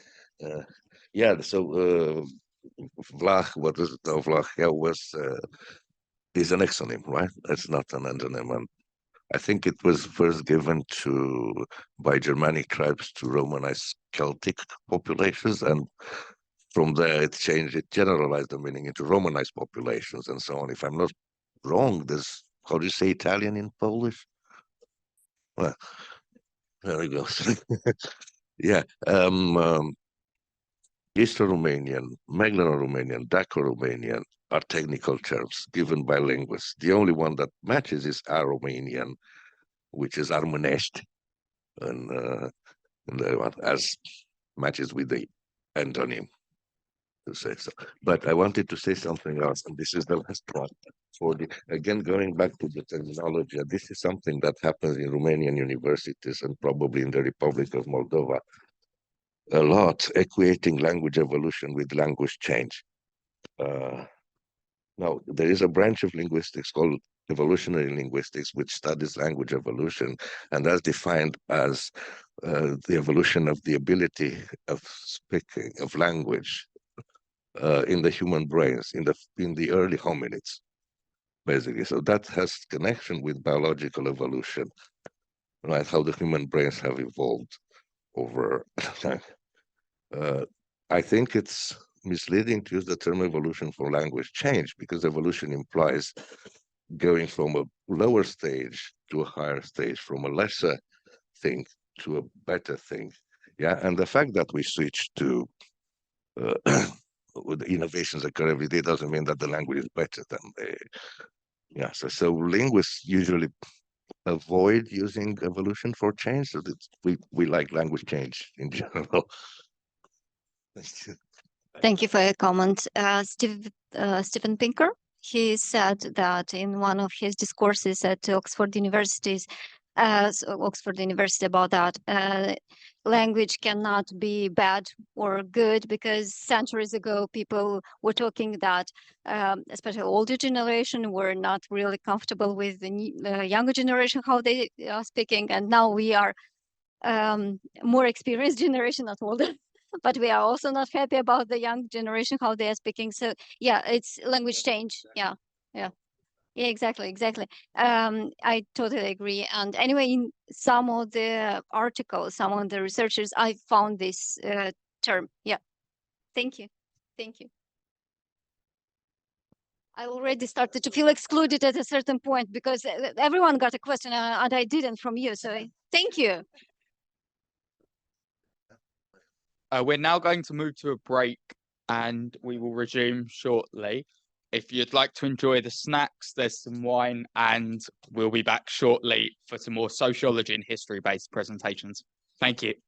Okay, so the next speaker is going to be Samina Dragosh from Cambridge. If you'd like to take a seat, we'll get started now. Thank you, Samina. Thank you. Hi, everyone. Thanks so much for the invite. My name's Samina, and I work at Cambridge. I'm a final year PhD student, but I am also an incoming junior research fellow at Queen's College. So I'm going to keep being at Cambridge for a while and keep doing this research. So I'd really appreciate any feedback you have on that. I'm going to shift gears, but I am nevertheless going to draw on some of the stuff we've heard earlier around language. Language is not my primary research area. I focus on nationalist ideology and the political life of ideas. And today I'm going to talk about a particular chapter of my PhD, which is looking at the use of maps in nationalist discourses. And I particularly look at the way maps are curated for children. So I have a history in studying education. And I look at the way maps are curated in so-called atlases that are meant to be used as auxiliary materials in history education. Please bear with me as I outline these ideas, because some of these ideas are very politically controversial. I'm not interested in making any value statements about potential reunifications of states. I am just interested in talking about the way historiographical ideas are taking up in political life. Okay, so I'm not really interested in taking sides here. In my PhD, I developed a concept called the teleological state, by which I mean a state projected into the future through historiographical discourse as inevitable. And I look in particular at the ways in which linearity and continuity is curated through maps and curriculum in order to project the Romanian nation state as inevitable in the course of history. I hope that will come across. But in this particular presentation today, I talk about the way the map of Greater Romania, so the borders of Romania in 1918, is used by current present-day far-right actors in the Romanian nation state and in the Romanian political sphere. Right. So, no, it's this slide. So I guess important to say is that I wrote this PhD between two elections. So I started in October 2020 and I'm finishing in July 2024 before the next election. But, you know, nevertheless, this was the political landscape which motivated my PhD research on nationalist ideology and the misuse of historiography. And particularly because of the emergence of AUR, the Alliance for the Union of Romania, Alianța pentru Unirea Românilor, which managed to gather 9% of the vote in the parliamentary election of 2020, even though it ran in the elections for the very first time. So being a political sociologist, this raises questions. How is this possible? What kind of continuities are at play? What kind of changes are in play? And so on and so forth. And of course, we are now looking at a political landscape where AUR is projected to gather 18% of the vote, so doubling its percentage in the upcoming 2024 election. And that's why I say it's a PhD written between two elections, because it's a PhD which is trying to understand the changes happening in the Romanian political landscape that might lead to such an accelerated growth in far-right support. Okay, I became interested in AUR because of this logo. And this is the logo that I first, of course, encountered. And if you are familiar with the map of Romania as it currently stands, and I think everyone probably will be, you will realize that this openness signifies the unification of Romania with Republic Moldova. So, of course, this logo references this map, right, which is the Wikipedia map of Greater Romania. And I was particularly interested in finding out whether this kind of symbol of the greater map of Romania is used in any way in less far-right corner of society. So that's why I turned to education, because I was interested in the ways in which things like the greater Romania map is turned into a commonsensical political device in the political landscape beyond far-right corners. And of course, it is our are not the only political party that use the map in this particular way. As a side note, I currently have my sister and my friend visiting from Romania, and I told them what I was going to do. They're now visiting London in the meantime. And they said, I can't believe you're giving a talk about Diana Șoșoacă unironically. I am unironically talking about Diana Șoșoacă. I presume you all recognize the senator here. This happened in October last year, where she brought this map to the Romanian parliament, and essentially, on a less funny note, attacked President Zelensky for stealing Romania's territory and for perpetuating violence against ethnic minorities in Romania. I would argue that the attack on Zelensky as a human being, separately from the state of Ukraine, can be understood as anti-Semitism. And Romania, of course, if you know anything about Romania, you know that it has a very, very long history of anti-Semitism.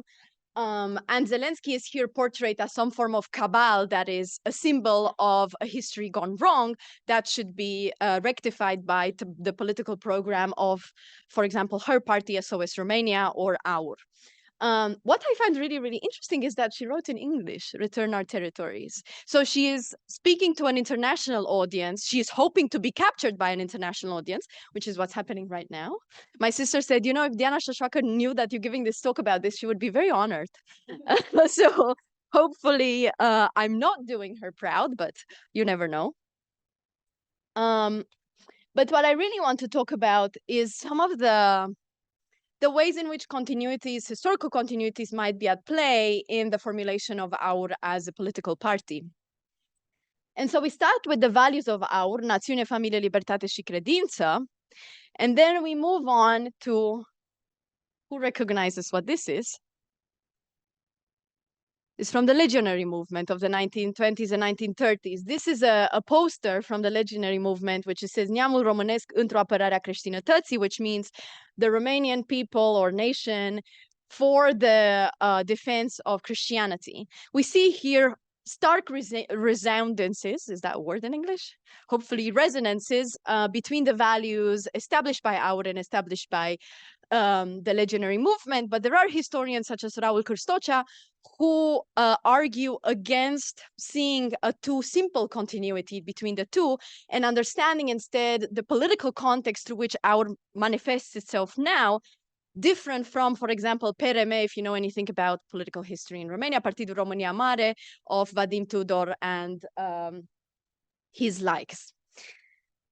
And I also want to draw attention that we need to understand our not as a form of exceptionalism or Romania as a form of exceptionalism, but rather as a global trend towards the right, the far right. And this I found on Reddit, this poster from the interwar period, which is looking at the link between America First, which is a far-right movement in the United States, and the legionary movement. This is the logo of the legionary movement in Romania.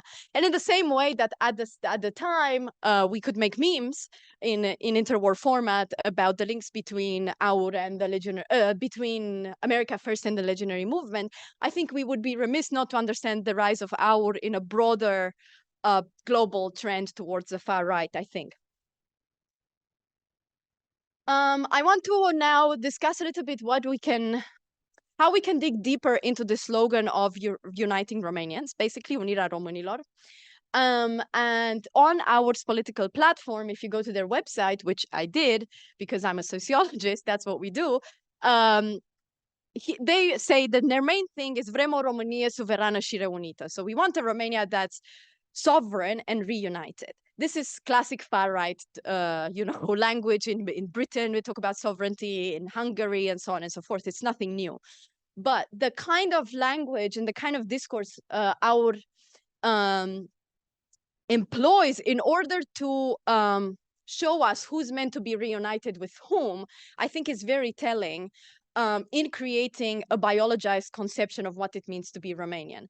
And the broader argument of my PhD is that we can talk about Romania as a racial state, meaning a state which has at its core a racial understanding of culture and ethnicity, i.e. A biologized, very narrow and homogeneous understanding of what it means to be Romanian. That's the whole spiel of my PhD.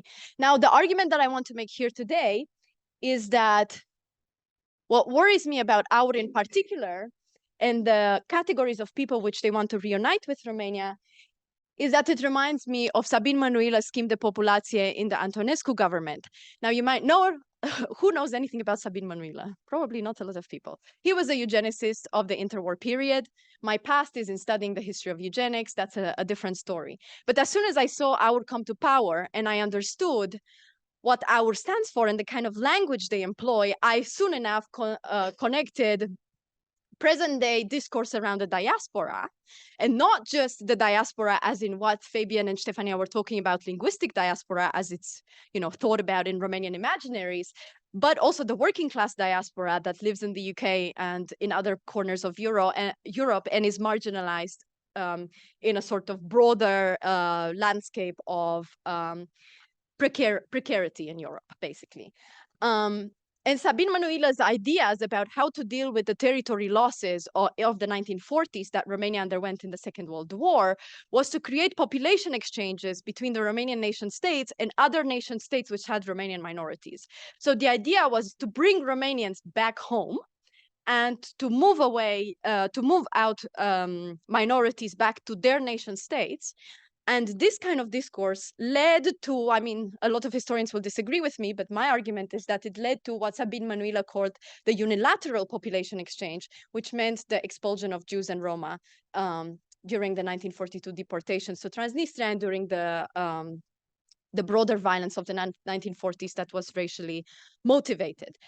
So schimbul de populație that Sabin Manuila talks about looms in the far-right imaginary of Romania today, which talks about demographic challenges, which talks about reunification of people that have the same biological and cultural basis, basically, when they talk about unitate cu patria lor istorică și etnică România. That's the kind of discourse, I would say, that Putin employs to justify invading Ukraine, right? Unity with a notion of fatherland that is historical and that is imagined. And that's the kind of stuff that worries me. There's a lot of political parties that want the same thing. This is not just one party. This is all from all the parties that existed since 1918 that have the word unification or România Mare or I don't know what in their name. And I put here for Stefania, Partidul Politico Uniunea Getodacilor. Yeah. So my research looks like this. I basically take photos of maps designed for children, and I look at the ways in which a teleological notion of united Romanianness might be present in such maps.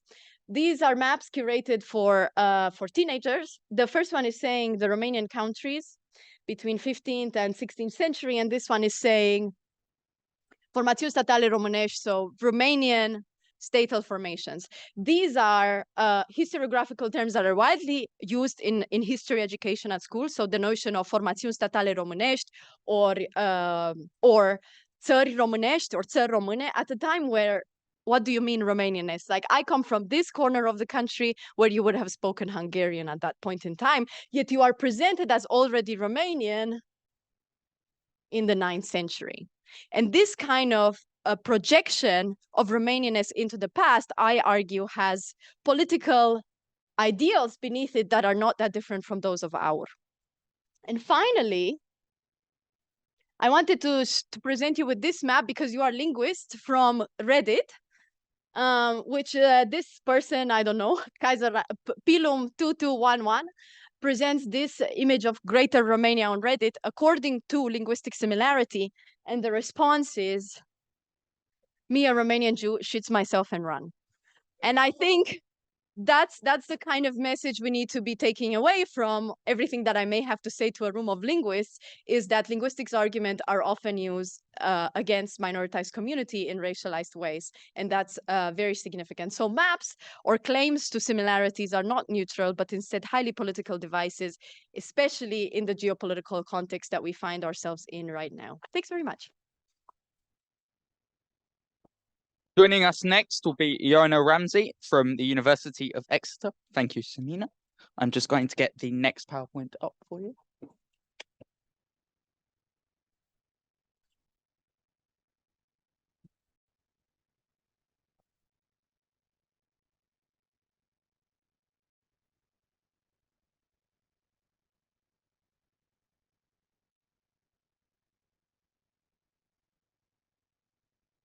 Okay, and when you're ready. Thanks so much. It's great to be here, and thank you for this opportunity to present. I'm really glad that I came after you, Samina, because you actually kind of set out where I'm coming from in my presentation. My PhD looks at cultural memory of communism and how it's been politically instrumentalized. And I look specifically at this idea of spiritual resistance to communism and how this memory has circulated transnationally. And so today I just want to examine this story through one very specific kind of narrative thread. So yeah, in a sense, what I'm trying to do is maybe think historically about some of the themes that you've been talking about, and thinking about, you know, you talk about how we need to see the story as part of a wider global picture, and this picture has a historical background, you know, a complex one. So today I'll be focusing on Orthodox Christianity, transnational Orthodox Christianity.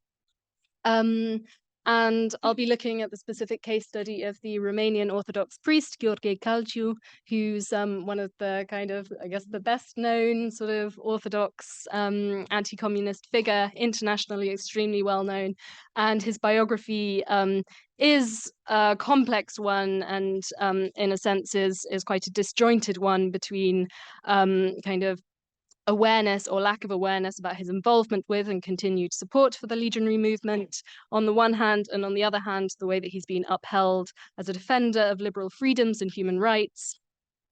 And so, yeah, in this presentation, I'll basically be looking at the translation of his story and his sermons during the late Cold War period and into the 1990s, and the ways in which certain American Orthodox Christian communities basically received these translations and reframed them in their own context. So it's kind of thinking about linguistic translation as a form of political translation.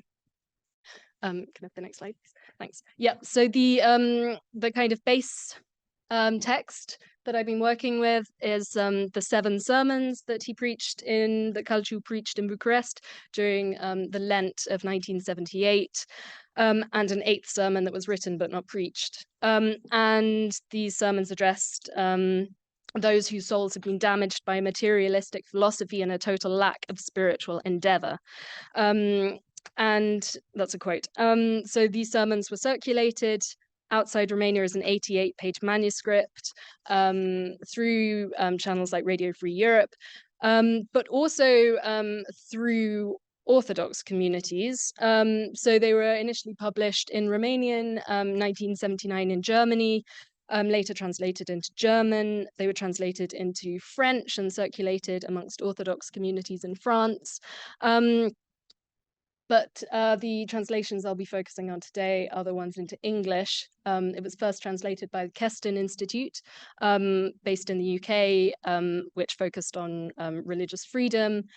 And it basically circulated much wider once Keston had translated it. And I'm really fascinated by the way that it was taken up by this one American Orthodox Christian journal, The Orthodox Word. Could you go to the next slide, please? So this journal emerged from, this very specific American Orthodox community that emerged in the 1960s, the St. Herman of Alaska community based in California. It was founded in 1968 by the charismatic American Orthodox convert and monk Seraphim Rose. It was aligned with the Russian Orthodox Church outside Russia and the Serbian Orthodox Church in America. And it's been described as a form of reactionary orthodoxy. It emerged out of the American countercultural movement, and it kind of adopted as much from that movement as it rejected it. And it basically, this Seraphim Rose saw in orthodoxy a kind of traditionalist, anti-modern, countercultural form of Christianity. So in 1982, Seraphim Rose really took up the story of Calciu, and he quoted at length from his second sermon and drew on his experiences of suffering in prison. And for Rose, this really provided the clearest expression of what Christianity meant. And he started drawing this comparison between the, quote, enslaved atheist world And he viewed this as basically helping to shed light on what was happening in the West in the 1980s. So he argued that basically this materialist life in the West was tantamount to totalitarianism as well. So this is a quote from Seraphim Rose from 1982. "It's important for us to realize, as we try ourselves to lead a Christian life today, that the world which has been formed by our pampered times makes demands on the soul, whether in religion or in secular life, which are what one has to call totalitarian." So you can see the way in which Kalchu's sermons are really kind of feeding into this particular Orthodox culture. So that same year, 1982, the Orthodox Word published Kalchu's sermons in full over several issues, accompanied by an introduction in which the journal stated that these sermons were, quote, "just as appropriate to the young people of America and the Western world in general." So he continues, "In the communist-dominated countries of the East, this call is jammed by the atheist control of education, the press, and all the means of public expression. In the West, there is little of such open persecution of faith in God, but the spiritual atmosphere is not as different from that of the East as it might seem. One can only pray that the young Orthodox people of America will pay heed to these messages from the suffering Orthodox soul under the atheist yoke." And it concludes, "The voice of Father George is not for Romania only." So could I have the next slide, please? The publication of the sermons in this journal basically opened up Kalchu's story and ideas to a much wider audience.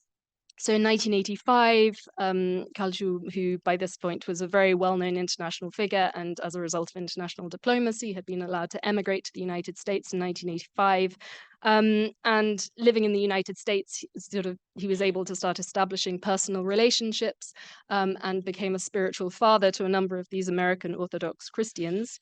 And I think one interesting thing is the role of women in acting as his spiritual children and kind of promoting his life and his spirituality.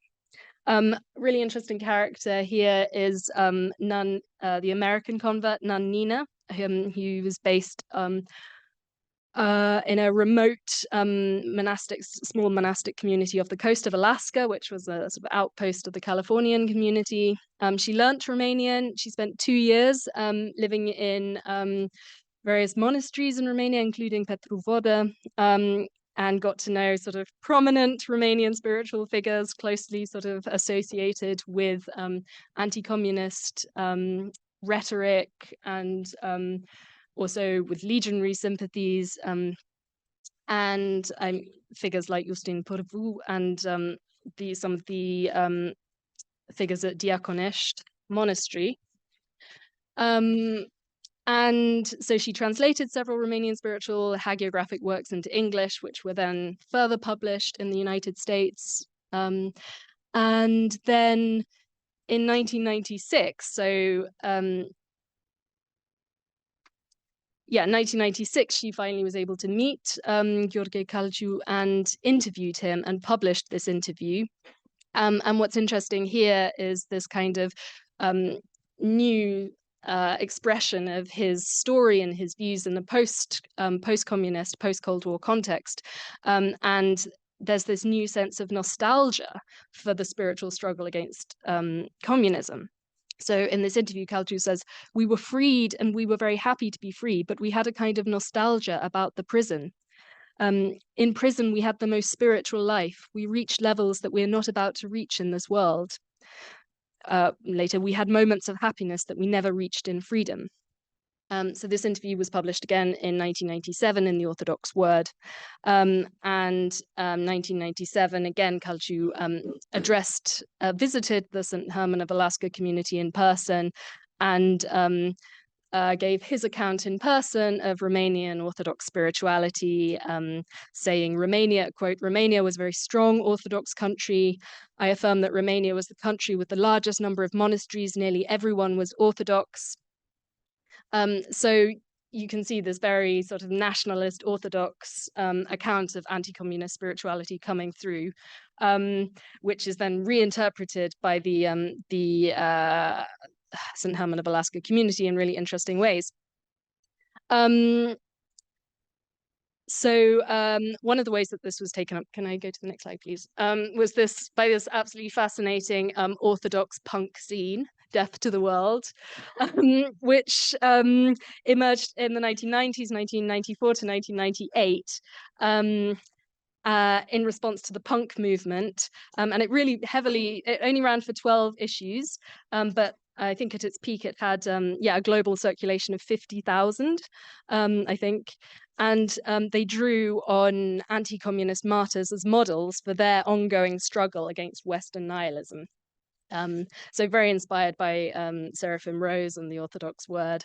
And they drew on these stories as they framed them within a kind of longer tradition of Orthodox revolutionary thought and sort of combined it with an attempt to create a new type of radical countercultural apocalyptic Christianity. And again, it published in the 12th issue, it published this interview between Nun Nina and Kalchu.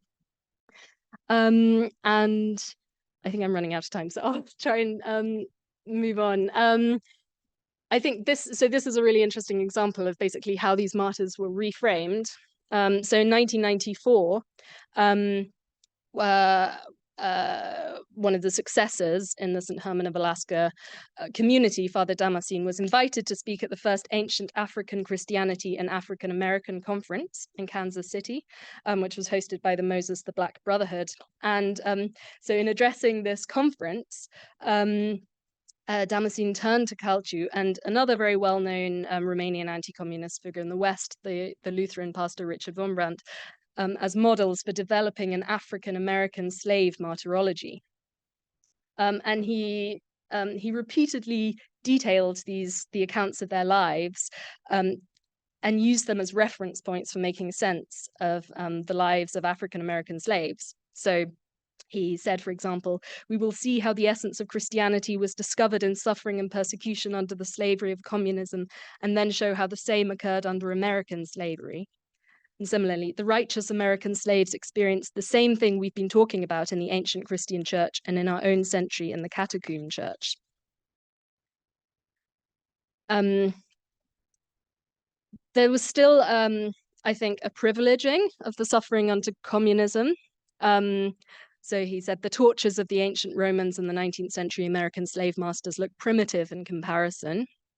And then, interestingly, he really kind of tries to position Orthodox Christianity as being in this sort of superior position for dealing with the African-American history.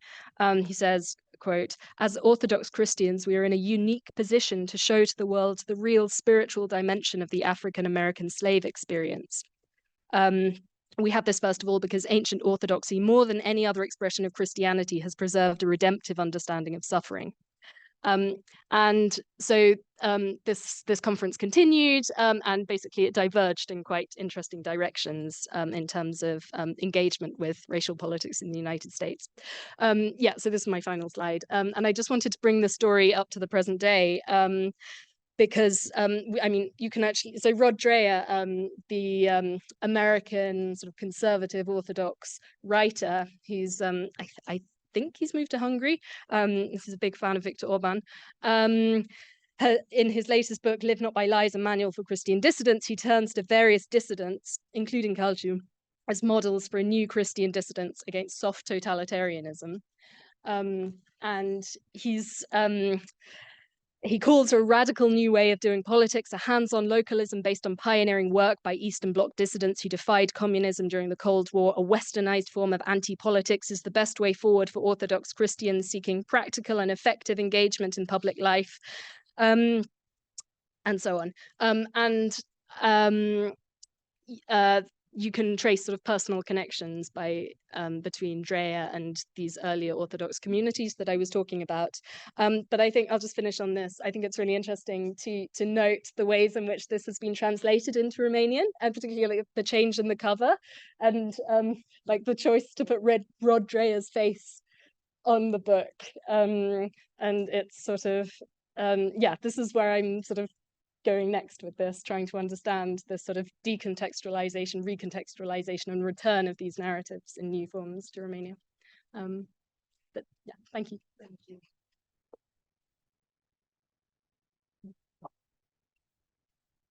Thank you. Next up, it'll be Megan Palmer, a CESE alumni, but joining us today from the University of Nottingham.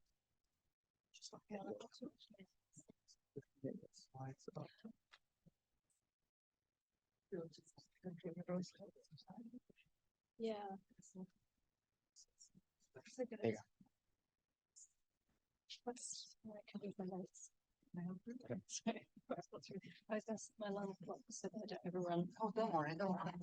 Don't worry about it.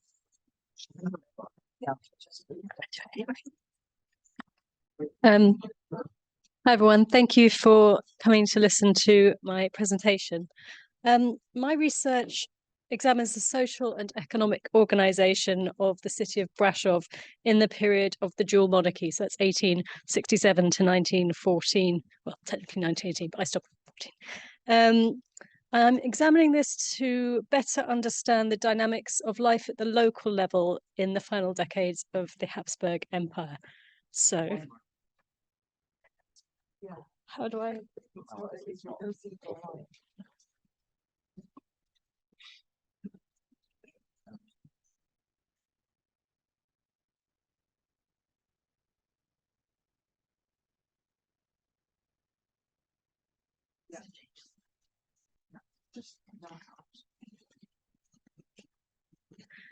I'm amazing with technology.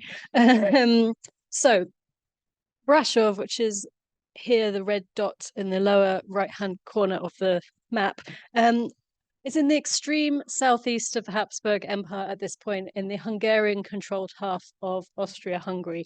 It's just under 1,000 kilometers from Vienna, about 700 from Budapest, and only 170 kilometers from Bucharest. For those of you who aren't familiar with the history of Brasov, I'll give you a whistle-stop tour. Historically, Brasov was populated by Transylvanian Saxons. These were a German-speaking military settler community who had arrived in the 12th century on the invitation of the Hungarian king to defend the borders in exchange for economic and political privileges. In addition to these Saxons who were officially residing in the city, it also attracted merchants from the south of the Carpathians who were collectively referred to as Greek, although they were in fact simply Greek Orthodox people who spoke Greek, Serbian, Romanian, well, you're the linguist, you know. So that community mostly lived just outside of the city walls until the 18th and 19th centuries, along with poorer Hungarian speakers and some Jews. But the 18th and 19th centuries saw substantial changes to this system and also to the demographics of the city, especially after the creation of the dual monarchy, in which the last of the Saxon privileges were dismantled, and therefore the restrictions on residency were abolished. So this is the census data for 1857 to 1900. As you can see, the city was pretty diverse in terms of confession and also in language use. By 1900, the population is just shy of 35,000 people. And as a result, to my mind, it makes it a very interesting city to study in terms of national identity and social life for ordinary people. So, my initial research questions were quite broad. What was Brasov's day-to-day social arrangement, economic organization? To what extent did the different people in the city interact and, how should I put, assimilate with one another? How were local identities expressed and debated? And how did the changing social organization reflect broader nationalist and imperial forces and trends? So as I researched these questions, what has emerged to me as the most insightful and underexplored is the relationship between the social networks of the city and the local institutions, particularly in relation to the former monopoly over the institutions held by the Saxon community. So, by social networks, I refer to specific clusters of individuals connected by some shared attribute who intentionally interact with one another and whose membership in that network confers some increase in social capital. Some examples would be religious communities or participation in the local business community. These networks can persist over generations, for example, through family dynamics, which is something I'll discuss later. And by institutions, I mean entities such as the local schools, the churches and their governing bodies, civic bodies such as the local council, the Chamber of Commerce and Industry, and to a lesser extent, established less formal associations such as casinos or clubs. So, with this focus on people and institutions in mind, I've been using a blend of qualitative and quantitative analysis to try and really understand what was going on in the city. So just to whiz through this is an example of my quantitative analysis, a very small section of one of my many spreadsheets. Just wanted to draw your attention to, towards the top, there's a character called Wilhelm Scherg, one of the Saxons who I've been looking at, and he's listed as being the director of the Saxon General Savings Cooperative and also as an advisor for the Hungarian Bank. And this illustrates the qualitative side of my investigation. I've been investigating the biographies of 5 families from the city. I've got 2 Saxon families, the Scherg family and the Schnell family, 2 Romanians, the Mureșanu family and the Băiulescu family, sorry, her name's a bit clipped, and 1 Hungarian Jewish family, the Adler family. So one of the reasons why I picked these families is simply practical. It's to do with the survival of sources that can tell me the detail that I'm looking for, which is, some of you will recognize the name Mureșanu, I imagine. But they are actually all linked. So this is taken from the Gazeta Transylvaniei, and it's a list of the viralists from 1905. These were the 100 top taxpayers in the city who were given greater voting rights on account of being the highest taxpayers. And something that I find very interesting is that actually some institutions are on the list as well as individuals. To help you out, all 5 families have a representative on this list in that year. So just to fill you in on some of the basic backgrounds, Jakob Adler was the city's most successful financier at the time, and was very heavily involved in the financial and commercial world. So he's included in my chapter on finance and banking. Wilhelm Scherg owned a factory. He's one of the first industrialists in the city. And so his family is the center of my chapter on industry and commerce.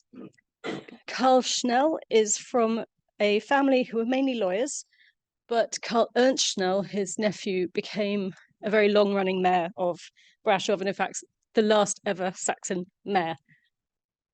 In contrast, George Băiulescu's family were the family of the first Romanian mayor of Brasov in August to October 1916. And the Mureșanus were a sort of press family. They were very culturally engaged, and Andrei Mureșanu was a noted nationalist and poet. And the Băiulescus, sorry, I forgot to say, were involved in the local religious community, and he was the archdeacon of the new Romanian Orthodox Church, which was built in the city centre. So they were all basically what we'd understand as middle class of varying degrees. So I just like to include this picture so you can see how lovely Brasov is. Still more or less looks the same. What I find interesting about this picture is from 1906, so roughly contemporaneous with the Viralist list. Probably can't see, but that says Wilhelm Scherg & Co. next to the Romanian Bank, next to another Saxon business, which was a confectionery store and is now a Starbucks, so some continuity. On the other side of the square was Jakob Adler's money exchange, and this is the Saxon Black Church, and just behind it is the Saxon School. So as I've been looking at the sort of the big data and also the granular detail of these 5 families, I have been gaining a deep insight into social dynamics at the time. And so this has led me to, this is a dreadful slide, I'm sorry. I've been looking at the role of families and kin networks in relation to social success and also to the development of nationalism at the local level. So membership in certain social networks afforded varying degrees of economic and social potential because they facilitated entry into certain local institutions. So it's not what you know, it's who you know that matters, possibly. For example, how did individuals acquire that access to these networks, and how did they shape and take advantage of them? How was access controlled by local actors and by imperial forces and regulations? And what role did these types of connections play in ascending the social order? So, to my interpretation, shall we say, the nation emerged as an artificial or imagined family away from home, and a vastly extended one. National programs in this period created increasingly beneficial social networks, which could benefit not only you as an individual, but also your family as co-nationals. Sorry. These benefits are greatly strengthened when they are institutionalized, and that is what nationalists were doing in Brasov at this time. So, in addition to membership into those social networks that would feed into institutions, institutions then fed into other institutions.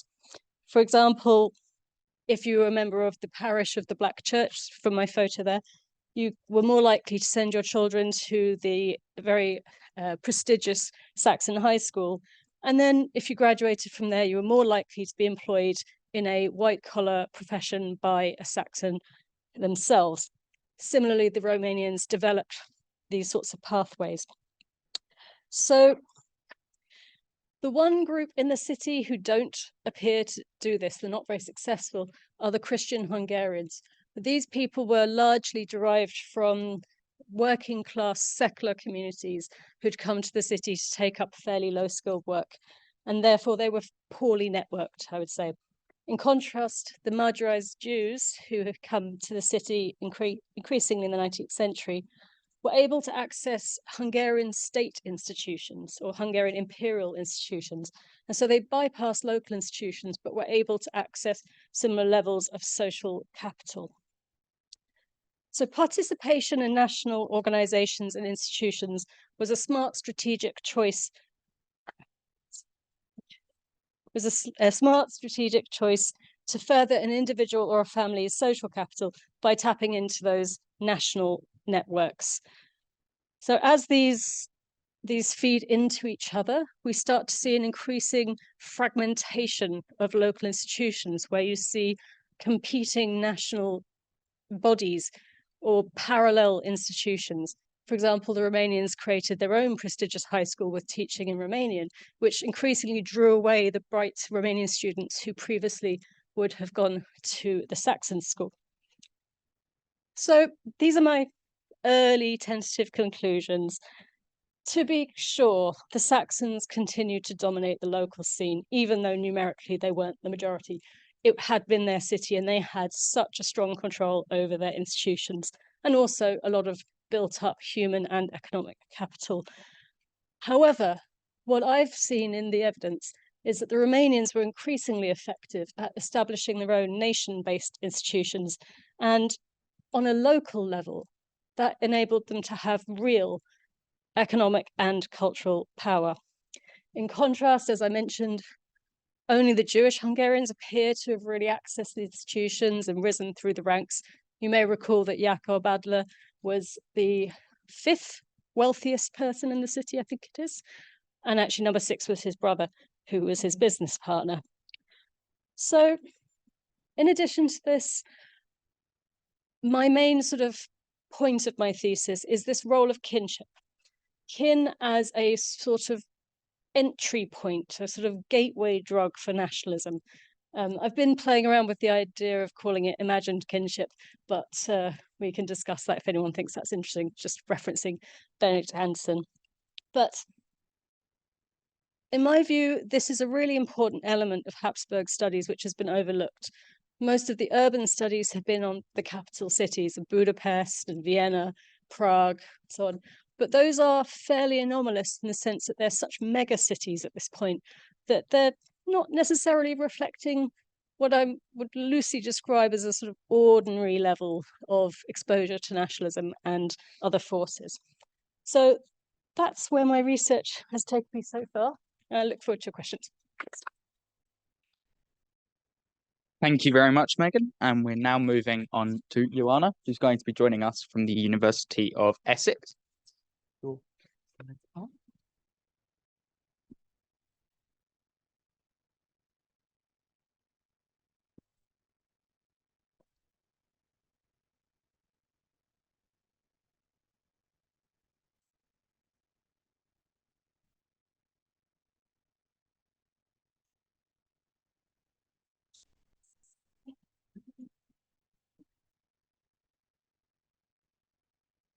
Right, so thank you for having me. We've had a sociologist and now you have an anthropologist in training. My research, just a bit of a caveat, my research is based on my MA dissertation. I'm just starting my PhD, so it'll not be as advanced as my colleagues. And basically, I want to tell you a story. It's late, okay, little bedtime story. I work on perceptions of remoteness in rural Romania, remoteness and isolation, I would say, because that's easier to link to the Romanian term of isolare and izolați. But let me find my voice and go back to the story. So basically, a few years back, once upon a time, a small group of hikers went up a mountain and 3 tourists and 1 anthropologist came down. Yes, thank you. That would be helpful. The plan was to visit, and I'll just move to the next slide so it makes sense. The plan was to visit a lovely remote up the mountain place where the locals would then tell me that if it wasn't for winters, nobody would want to leave the place.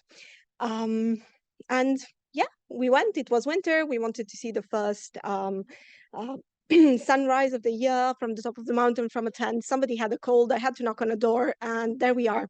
Butterfly effect of sorts. Now I'm doing anthropology.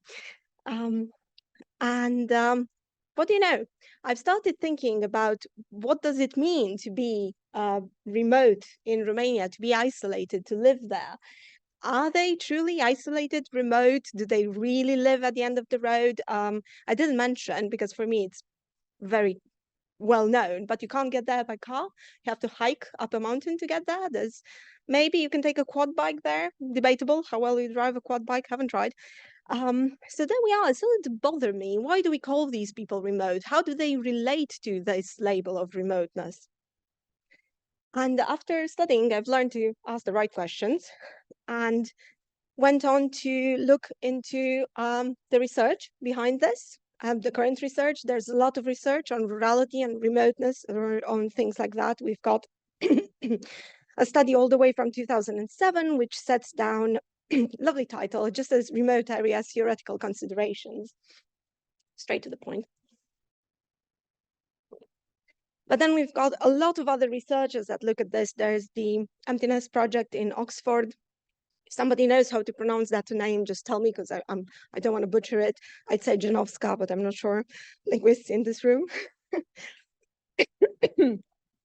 We've got rural voids in a lovely study in China where we have remote villages that are sort of both vilified because they haven't joined the mainstream industrialization, commercialization, modernization and everything, but at the same time a sort of, how should I put it, Eden, idealistic place for people from urban areas to go and visit. And I love the term rural voids. There's something missing there. We have Glubnica, and that again, I'll leave to you if I pronounce it anyway, correct? Again, we have in English, it was hard to me to stick with remoteness because it has such a geographical connotation to it, at least to how I understand it. But for me, it's more about people than the distance between localities. So obviously this is anthropology, it's not geography. I'm going to look at that, but I want to go into social networks a little bit to see how extensive those are, to see how people create them when geographical distance is an issue. I won't dwell on this because we don't have a lot of time, and obviously they wrote a lot more and a lot better than me currently. I'll quickly skim over methodology. So classic anthropology, I did a lot of unstructured interviews. Why? Because when you go there, and I did have experience and connections in the place before starting my research, it's really hard to suddenly switch on the anthropologist and say, right, now we're doing a bit of research, and I really want you to answer me this and this and this.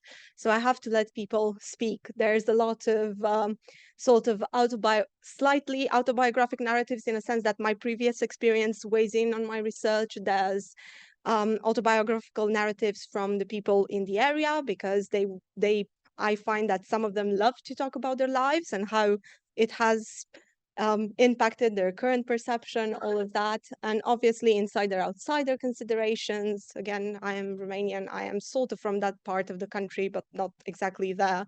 And obviously I am an outsider to the community, so that can create both areas of congruence and some tensions.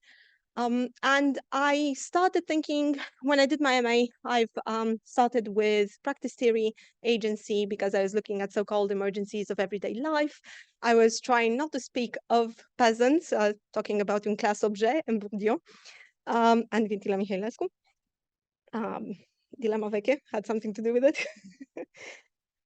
So there we are. I did encounter, obviously, everybody encounters a little bit of herder. So I'm getting curated narratives. We all do a little bit of curation when we present ourselves. That's inevitable. You can go from psychology to all the way into manipulation if you want. Not that I've encountered that in the field, but that happens. I had a limited time in the field, MA student, full-time employment. I was there for about 2 months in the summer, and I will do deep field for my PhD, but this is the start. And obviously, everybody has to do with a little bit distrust and suspicion. There's a nice anthropological recent publication about living with distrust in Romania, which I've enjoyed. And there we go. I'll just go to my finding. And if that looks a mess, it's because that's how that data presents itself. It's a total mess. Everything is linked with everything else. What my sort of the takeaway is that remoteness, isolation, as much of a label and buzzwords they are, like in development and all that sort of thing, it's a fuzzy term.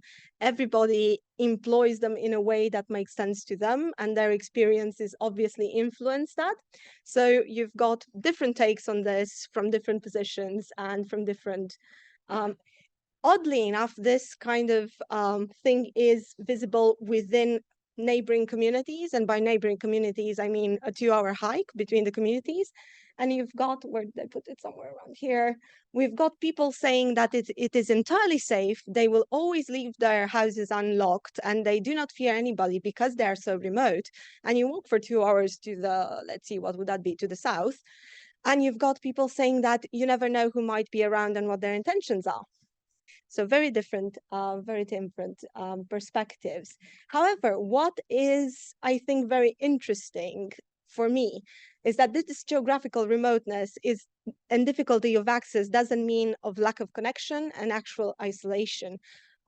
Maybe I was just, an urbanite tourist, but I was impressed of how much collaboration there is there, how much the perceived difficulty of access for me and probably some other urbanites and unfit people, it doesn't translate to them, but it is objectively difficult, because if you have an illness, you have a disability, you've gone on in age, and I'm talking 80s, 90s here, you are basically stuck there. You've got no medical assistance. So there is a sort of how shall we put it, objective difficulty of access and the difficulty of situation there.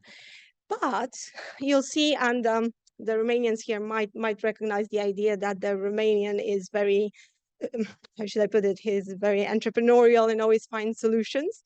the label is always used to their advantage in a sense that people will know to say, and they will not actively identify as remote or isolated or in a difficult position unless it kind of gives them an advantage. They will fight you on it. So they will say, well, we're not. And then they will say, but you know, actually, we actually are, because in winter, nobody can get here without a horse. So yeah, Romanian entrepreneurship. So there we are. I'm having loads of fun with this. I've put huge bibliography at the end of this if you ever want to look into different perspectives, but I'm going to go to avenues for further research because that is where I'm going. And I want to investigate further the complex factors play, how the actual support networks work in the area. I am very interested in what in history, culture, and influences makes us think the way we think about these areas. I have a lovely parallel with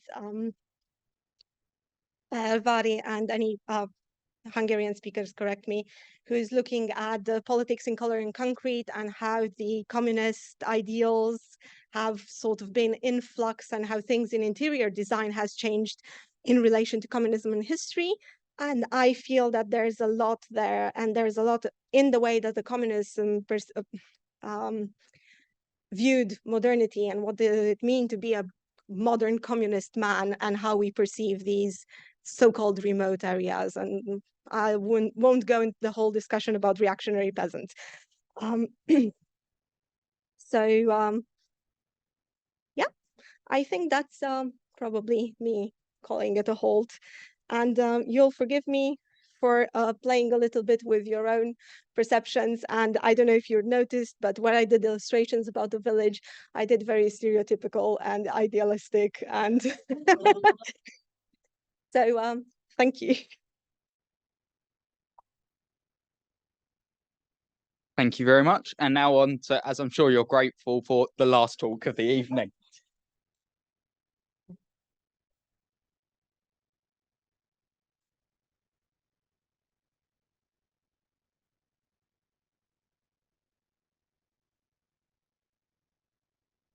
Ramona mentioned at the start, but I'm a first year PhD. So some of these, like Joanna, it's going to be a mixture of masters and PhD work so far. I am a mixture of a political sociologist, as Samina, and a medical sociologist. And I'm very grateful for Samina again, because a lot of the context was very helpfully provided. So in a word, to not bog you down in political theory, what is medical populism? You've got the standard, an establishment or an elite that you can't really trust. And the people that are the very pure, the ones that have to be looked after in society. You have a performance of health policy. So these big overt displays of we're doing this to save your lives and to look after your families. Finally, the claims of medical knowledge or presentation of a simplified discourse of, oh, it's obvious, there's an easy solution, you just have to take this, or you just have to do this and you'll be fine. I have 3 research questions for my study on that topic of medical populism in Romania. How do politicians use this rhetoric to influence voters? How do they use this to compete with other political actors? For example, do AR look differently to Klaus Johannes, for example? Spoiler alert, they do. And how do they interact and reinforce with each other? So I'm going to be using a critical discourse analysis and kind of bridging between the language choices of many of the linguists here and the sociological and political science side. As many Romanian politicians love, there's very, very many Facebook posts and formerly Twitter posts, these big displays straight to the voters, straight to the people that they're trying to attract. That's the main source I'm going to use. How better to understand how they're trying to communicate with the people than what they're putting out directly to the people. First of all, I'd start with my first case study is the collective fire. It's familiar to many of you that are Romanian studies experts here, but the big issue coming out of collective is corruption. From the nightclub not having the right fireproofing to only one fire extinguisher in a building that had hundreds of people at the time. There was no way to shut off the electricity, no sprinklers, the soundproofing that they said they could use pyrotechnics. It was flammable. It was never going to work for what they were intending. This led to the resignation of the Ponta government and for me really shows in a modern context the beginning of an intersection between health and politics in Romania. Health is inherently political. We've seen that in the UK between Brexit. We've seen that in the US with Trump, with first Ebola and then COVID. But there's not really any works looking at Romania. This is something I wish to change. And the bigger case study is inevitably the COVID-19 pandemic. Now, Romania followed many of the same paths as the rest of the world. You had the mandatory self-isolation measures, quarantine, sometimes in institutions, and also the reduction of daily movement of the population. Now, this was something that was later to be weaponized, but I think it's very interesting to note it at this point that it was very much limited to the essentials. Again, like Samina, I turned to Ayara. And in particular, if you look at their website, as Samina did, I also did when creating this presentation, they even hosted an international conference about the freedom of those that were fighting relentlessly so that you didn't have to wear a mask or take a vaccine. Because, of course, that's what they think of as freedom. We've got a great tweet from Simeon here suggesting that mandatory vaccination should be put to a referendum. Why listen to the experts? Let's put it to a referendum, just as the Swiss had done in a completely different political system. We also have Simeon appealing to communist nostalgia, but in a strange sense, quite different to how Ayar often do of, well, things were better before. They're saying that you cannot trust the government. They don't want us to be healthy or in good shape. If this isn't the classic populist technique of appealing to the elite, I'm not sure what is. Or the elite aren't there to look after you, but there to hurt you. I also am going to talk about Siswaka, so her ears may be burning wherever she finds herself right now. But she said very emotively in, again, a Facebook video, as is her weapon of choice, I suppose, you went to the vaccination centres like lambs to the slaughter. That by going there, you're not helping yourself, you're making it worse. Here you have her, again, surrounded by Romanian flags, talking about vaccinations. One of her other stunts was wearing a muzzle to the Parliament building while comparing it to wearing a mask. Because, of course, those two things are identical.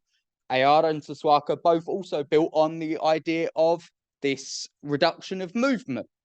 No, that's not to stop you from catching COVID. That's to stop you from going to church and being the good Orthodox Romanian that you are. It's got nothing to do with your health. It's this globalist elite that are trying to stop you from being religious. Now, I'm going to look at both the populist parties, Ayara and now SOS, given their increasing prominence, but also the two or some of the more conventional political actors. Do they differ in this rhetoric, or do they use it too? Especially after Collective, you see pretty much every opposition party using this same rhetoric of you can't trust the government, but we're the ones that will look after you, ignoring the fact that many of them were in coalition or had been in the government at the time. And again, the specific source that I'm using is social media discourse. This Facebook and Twitter, or now X posting, that Siswaka, Simeon, these key figures in the Romanian far right use very heavily, in a way reminiscent of how Becali, Vadim Tudor, Diaconescu had used television just 10 years before. For any further information, I'm keeping this short. You've all been here for quite a while, but please feel free to contact me. I'm happy to talk about this at length, be it Romania, Germany, Italy, Austria. You can see it pretty much everywhere, but this is the first study to look at Romania, at least if no one beats me to it first. Thank you. We'd now like to open up to some questions. So if anyone would... Okay. I don't think we have any online apart from a compliment to Simina. Just double checking. Where is the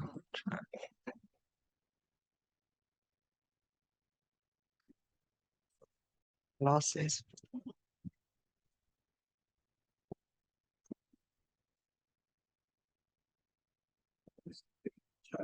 Yeah, I'm reading it. Can you see it as well? Oh, yeah. So, yeah. So, Nikolai Stanciu online says, "I would like just to signal a masterpiece of Romance-speaking world the etymological dictionary of Megleno-Romanian dialect written by colleague and friend Professor Emeritus Petar Atanasov. Are you aware of that? It was published in 2023 by Editura Academiei. And then Mr. Stanciu would also like to ask some questions. If you're there, Mr. Stanciu, please type them in, or we could help you to speak live, as long as you tell us if you want to ask questions. Sorry, Radu? Okay, well, let's see if Mr. Stanciu is still online, first of all. I don't think, yeah, let me just see. Yeah, I will have a look, but I'm trying to see if Mr. Stanciu is still online. I don't think he is, so therefore he won't be able to ask the questions. Okay. Right, so let's see if there's anything else. So someone has a question for you, Jack. Do you know that conspiracy theories and pro-Trump ideology are taking a hold on Romanians? I think that I'm probably not the only one at this table that can talk about this, but you see a lot of the similarities in far-right discourse, as Samina probably better placed to talk about than me. But it really is common across states. You've got from Brazil to Austria the notions of hydroxychloroquine is the one and all cure, through to this one obscure Serbian Facebook group that seemed to be pushing out every vaccine conspiracy that reached anywhere in the Western world. These narratives are rarely in one state, and that's why I think it's so important to study. From these notions of nationalism using maps, again, Samina's better qualified than me to talk about this, but these notions are universal. You see them from South America to Western Europe, Eastern Europe, all the way through to even some of the African states at the moment with events there. These narratives are rarely in one state and purely that. They're often universal, they often draw on the same themes, and they often seem to catch ideas from each other. Austrian politicians at the moment have been talking to the German far right, for example, about solutions to immigration and healthcare problems. It's rare, as much as the far right would like to preach a notion of nationalism and Romanian ideas for Romanians or Austrian ideas for Austrians, they're very willing to take ideas from elsewhere if it's something that would benefit them. But if anyone else would like to jump in on that. Yeah, actually, our party members recently went to, as in recently, like a few days ago, went to the US for a global conservative conference. And they actually posted pictures on the website of like the president, co-president of our, like in front of a MAGA bus and stuff like that. Like they are very clearly linked, like MAGA as in Make America Great Again. They're very clearly linked to the US Trumpist, right? And also, for example, the referendum for the changing of the constitution to preemptively ban gay marriage was partially funded by evangelical networks in the US, and there's a bunch of evidence about that in the US online, and similarly to how evangelical networks in the US fund far-right Christian groups in Hungary and so on. So absolutely, Trump ideology is all over the place. Yeah. I think Samina makes a really good point there about evangelical networks being something that often go outside of their own countries. I mean, even in the UK, we've seen sort of around healthcare cases regarding children and the rights of children, like Alfie Guard and the case of the child just named Charlie, and the legal demonstrations, that a lot of these legal challenges were pushed by US evangelicals, not really any organization within Britain. And that's something that you see again in Italy, the vaccine movement funded by American evangelicals. And it's something that I'd like to look at in relation to Romania. But I think Samina makes a great point. If you look at a lot of issues in that kind of sphere, US evangelicals do come up, whether you were looking for them or not in many cases. Next question. It's not a question. It's mostly suggestion to look to the media in the Republic of Moldova. George Simeon was declared as persona non grata in Moldova, and he's pictured as one of the KGB agents. So the stars that are pictured on the logo are mostly the openness, his openness to, and the party openness to the East, actually. So it's mostly for the big actors, global political actors, to keep the influence over this part of the Europe.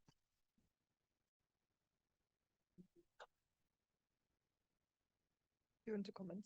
Yeah. Okay. Yeah, I think that's such an interesting point, and definitely one to take into consideration. And again, Raul Custorcha has an article about this on Leftist, where he distinguishes between drawing on someone else's work between different sides of fascism, like different types of fascisms. And he talks about our, for example, being quite radically different from Partido România Mare, which was very much concerned just with Moldova, and with Simeon particularly having links with the ultras football movement and kind of street violence in that way, and the other co-president Claudiu Târziu having links to the neo-legionary movement. So they are in a way a little bit of a hotpot of fascists, you know.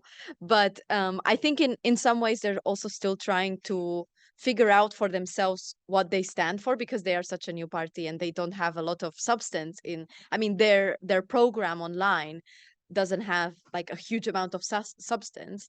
Yeah, and yeah, I mean, often when I talk to people, they say our will be put back in its place by the people who created it, drawing on like conspiracy thinking about the Secret Service creating our, or this is what people say to me all the time, the Secret Service created our to be a counter to PSD, so because PSD is having too much power, Partido Social Democrat.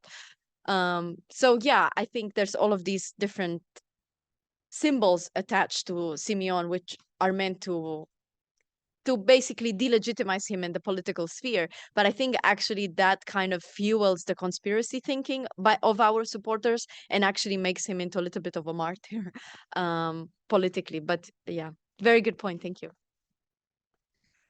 Yes, mulțumim, Mercedes. Thank you, Mercedes, for explaining in the chat. So I guess it's Mercedes who says the Orthodox Church in Romania is actively promoting anti-gay propaganda. I mean, I don't know if anyone wants to comment on that or absolutely, but like if anyone wants to say more about it, yeah. Okay, wonderful.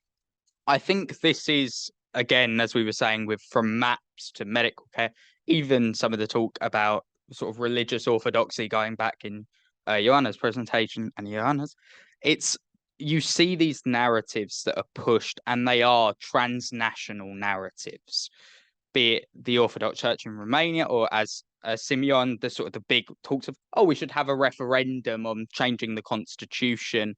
This is something that you can take from Poland or Hungary or even the Russian Federation. None of these narratives are new. I should say with Poland, that's some of the narratives of law and justice and not the current regime and not the people of Poland in that sense. But this is very much something that you see throughout Europe, of these, okay, we can trust the people to make decisions, but they need to not forget God in this. And I think, as many of the speakers, both linguists and sociologists and historians and anthropologists have made, it's all about how you frame things. From Fabian's point about, well, what's in the name of a language or a dialect, through to some talk of here, what's in a map, or how do we define raw and isolation? It's however you want to frame something. And I think a lot of these far right parties are very good at making that something that they do frequently and often, and they get great success out of it, as they are showing, whether they end up back in the box or not, as Samina references. Radu? Unless someone else, just 1 second, because I know you'll have anyone else wants to skip the queue. Yeah, please. I just had a point of information to you. In fact, can you tell me what a Deleuzian rhizome is? Because I'm fascinated by this term. I have no idea what it is. So I have to speak into the mic. I feel very distinguished. I'll try, because I've just started reading Gilles Deleuze and it's very dense.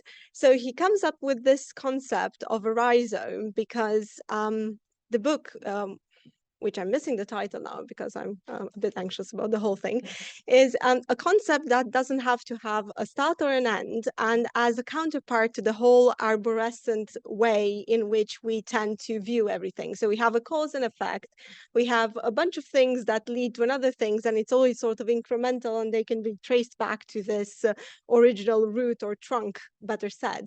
And he comes and he says the rhizome. So if anybody's did a bit of gardening and has weeds, there's the pesky weeds where you can, if you don't pull the whole root, the bit that's left or any detritus from it will spring a new weed. So he comes and says that everything can be the middle and it can spring new ideas. And it's basically, in my interpretation, is a sort of an image of chaos, in a sense that everything is linked with everything and it can be interlinked and connected at all points without needing for a clear beginning and a clear end. And I find that absolutely fascinating.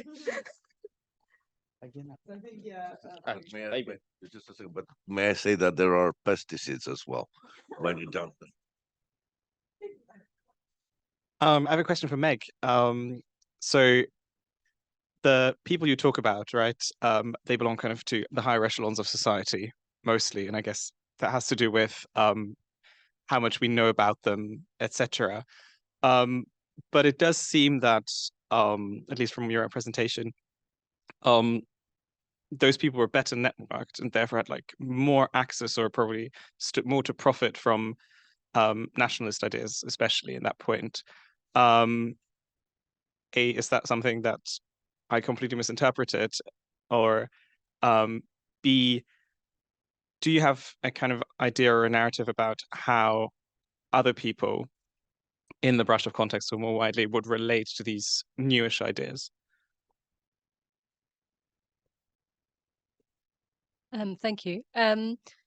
Well, I have a few ideas that I'm sort of fleshing out in terms of the theory. One is I think that in the Habsburg context, nationalism and urbanization occur at the same time, more or less, or at least they thrive at the same time.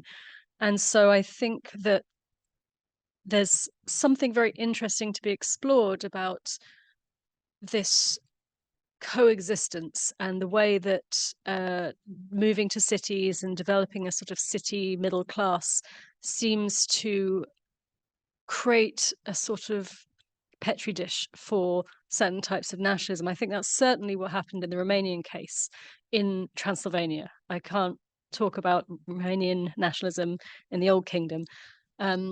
It's absolutely the case that the people who go in for Romanian nationalism in Brasov are the elite. They're already doing well. They're not necessarily interested in unification with Romania's Old Kingdom either until quite late.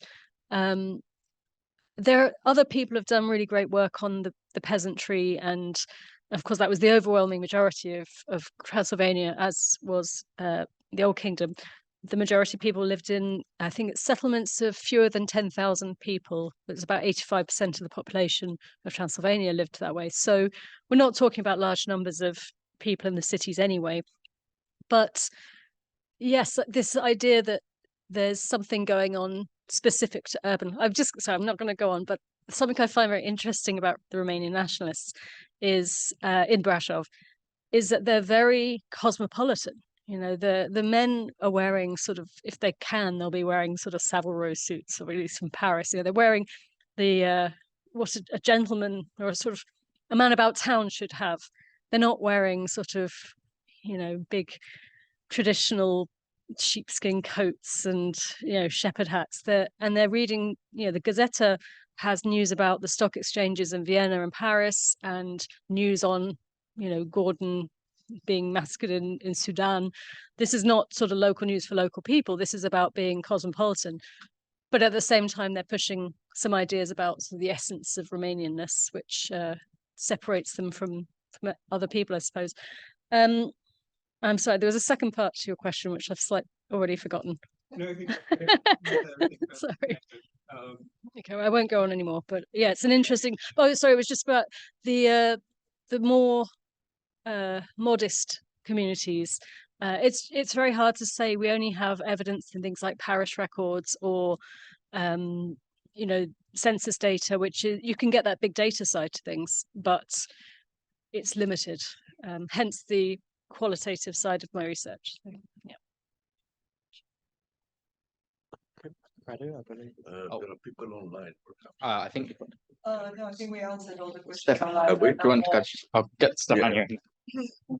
Yeah, thank you. I'll have like a question for Juana and one for like Simina and Jack. So like for Juana, like my question would be like, which villages do you plan to study? Like, are these from a specific area? Because I think like people would kind of like perceive differently, say like in like, I don't know, mountains, like from Transylvania, I said, versus, I don't know, the more eastern areas. So that, I mean, because I wasn't sure, maybe I missed it, but did you mention which was the village where like, okay, that's it. No, it's fine. And for like Simina and Jack, like I was wondering whether there's any difference between how the far right like parties kind of use or manipulate different types of data compared to like far left. No, because like far right kind of raised as a counter, like say like position to PSD. So like, do they use the same arguments but phrase them differently, or what can we say about that? And that's it. Thank you. So the answer to your first question is, on one hand, I can't tell you where it is because my ethics form won't allow me to divulge that. And I also don't want to tell you that because it will influence how you view both my research and the village. Indeed, that is sort of the purview of anthropology. I can work on a specific place and talk about that mostly, while sociology will probably look at how everybody perceives all these places and how they look. Because I'm doing deep field, I'll also be limited to one, potentially three rather grouped together localities. So yes, absolutely. So this will refer to perceptions about this specific area that I can't really pinpoint for you. But if anybody knows Munții Cernei, it's somewhere there.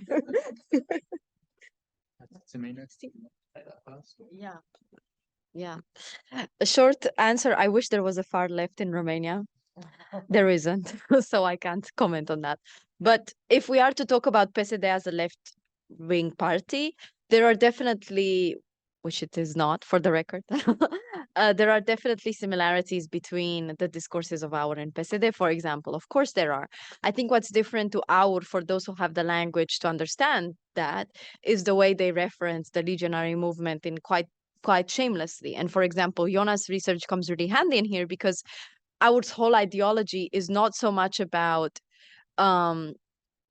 anti-communism in the neoliberal way, which would be USR plus. They're all like hardcore neoliberals. For AUR, it's about surfacing these Christian models of anti-communist resistance and ultra-orthodox kind of discourses in that way. Whereas PSD are not really that concerned with anti-communism as an ideological tool. So yeah, the short answer is that there is no far left in Romania, and therefore the comparison is difficult. And there was never a far left in Romania. You know, I mean, there was of course like a communist party in the interwar period, but that didn't materialize in the actual communist party, as in Partidul Comunist Român.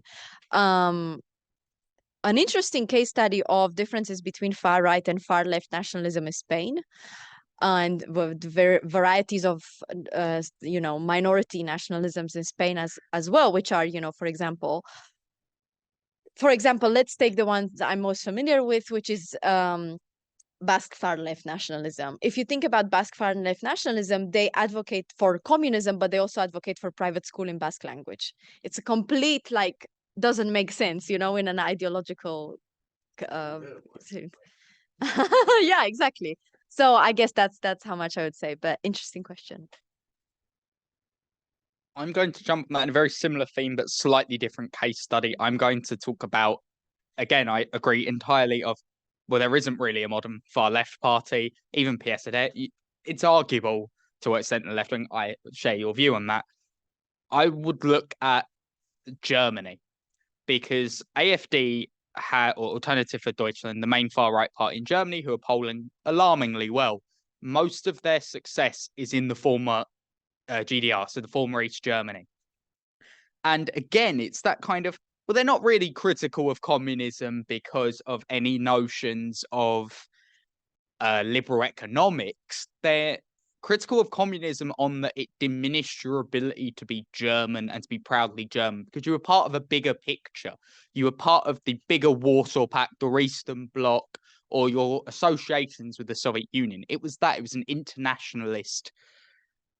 They argue that the SED and the German Communist Party were far too internationalist and that prevented a proper German state from emerging. And I think that kind of builds on the Basque example of, well, yes, they're left. There's still that left-wing trajectory, even in the current Die Linke in Germany, which is in many ways the successor to the German Communist Party. You have that success, that thing of, they've taken a lot of the nationalist ideas as well, in that even Die Linke, sometimes you'll hear their politicians saying, well, we need to try this again, but be more German about it. We need more of the German ideals that AfD or many of the parties before and likely after have espoused. So I think it's the point of, well, there's not really a good case study for Romania, but if we look at elsewhere, it's often it's still that same opposition to what's come before, just in a very different manner, built on nationalism rather than economics.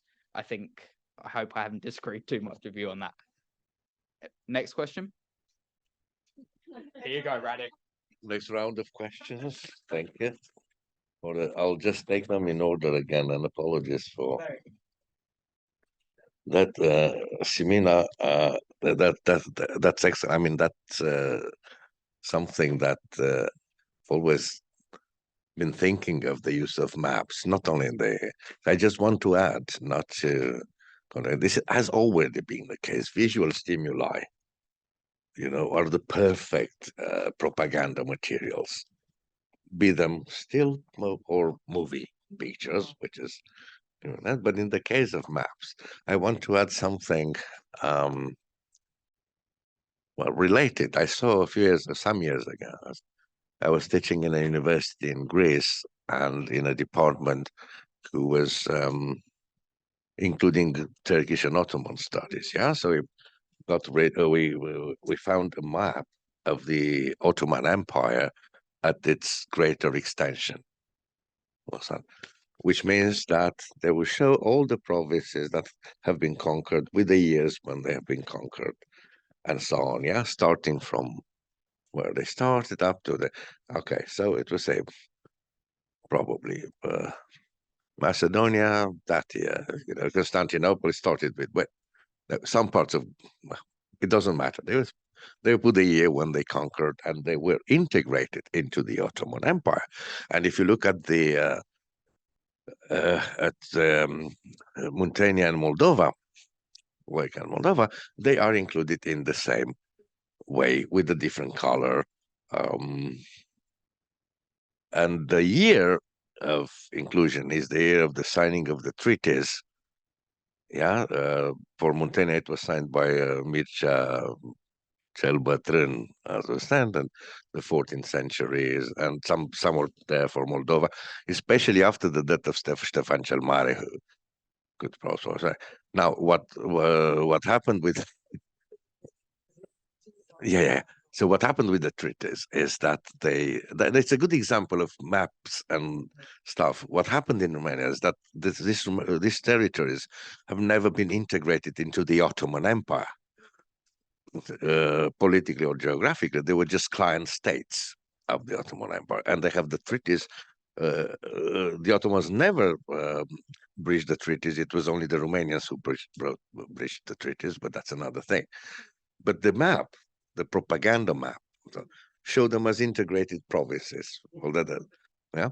Another one is the Greek and Turkish map. The 20 miles, if you are aware of that, the Ionian Island, the Aegean Islands, and the border between Greece and Turkey, and you can have 20 miles of territorial seas, and every politician, Greek or Turkish, draw the map differently, and they have like a marker, and they move the border of the 20 miles.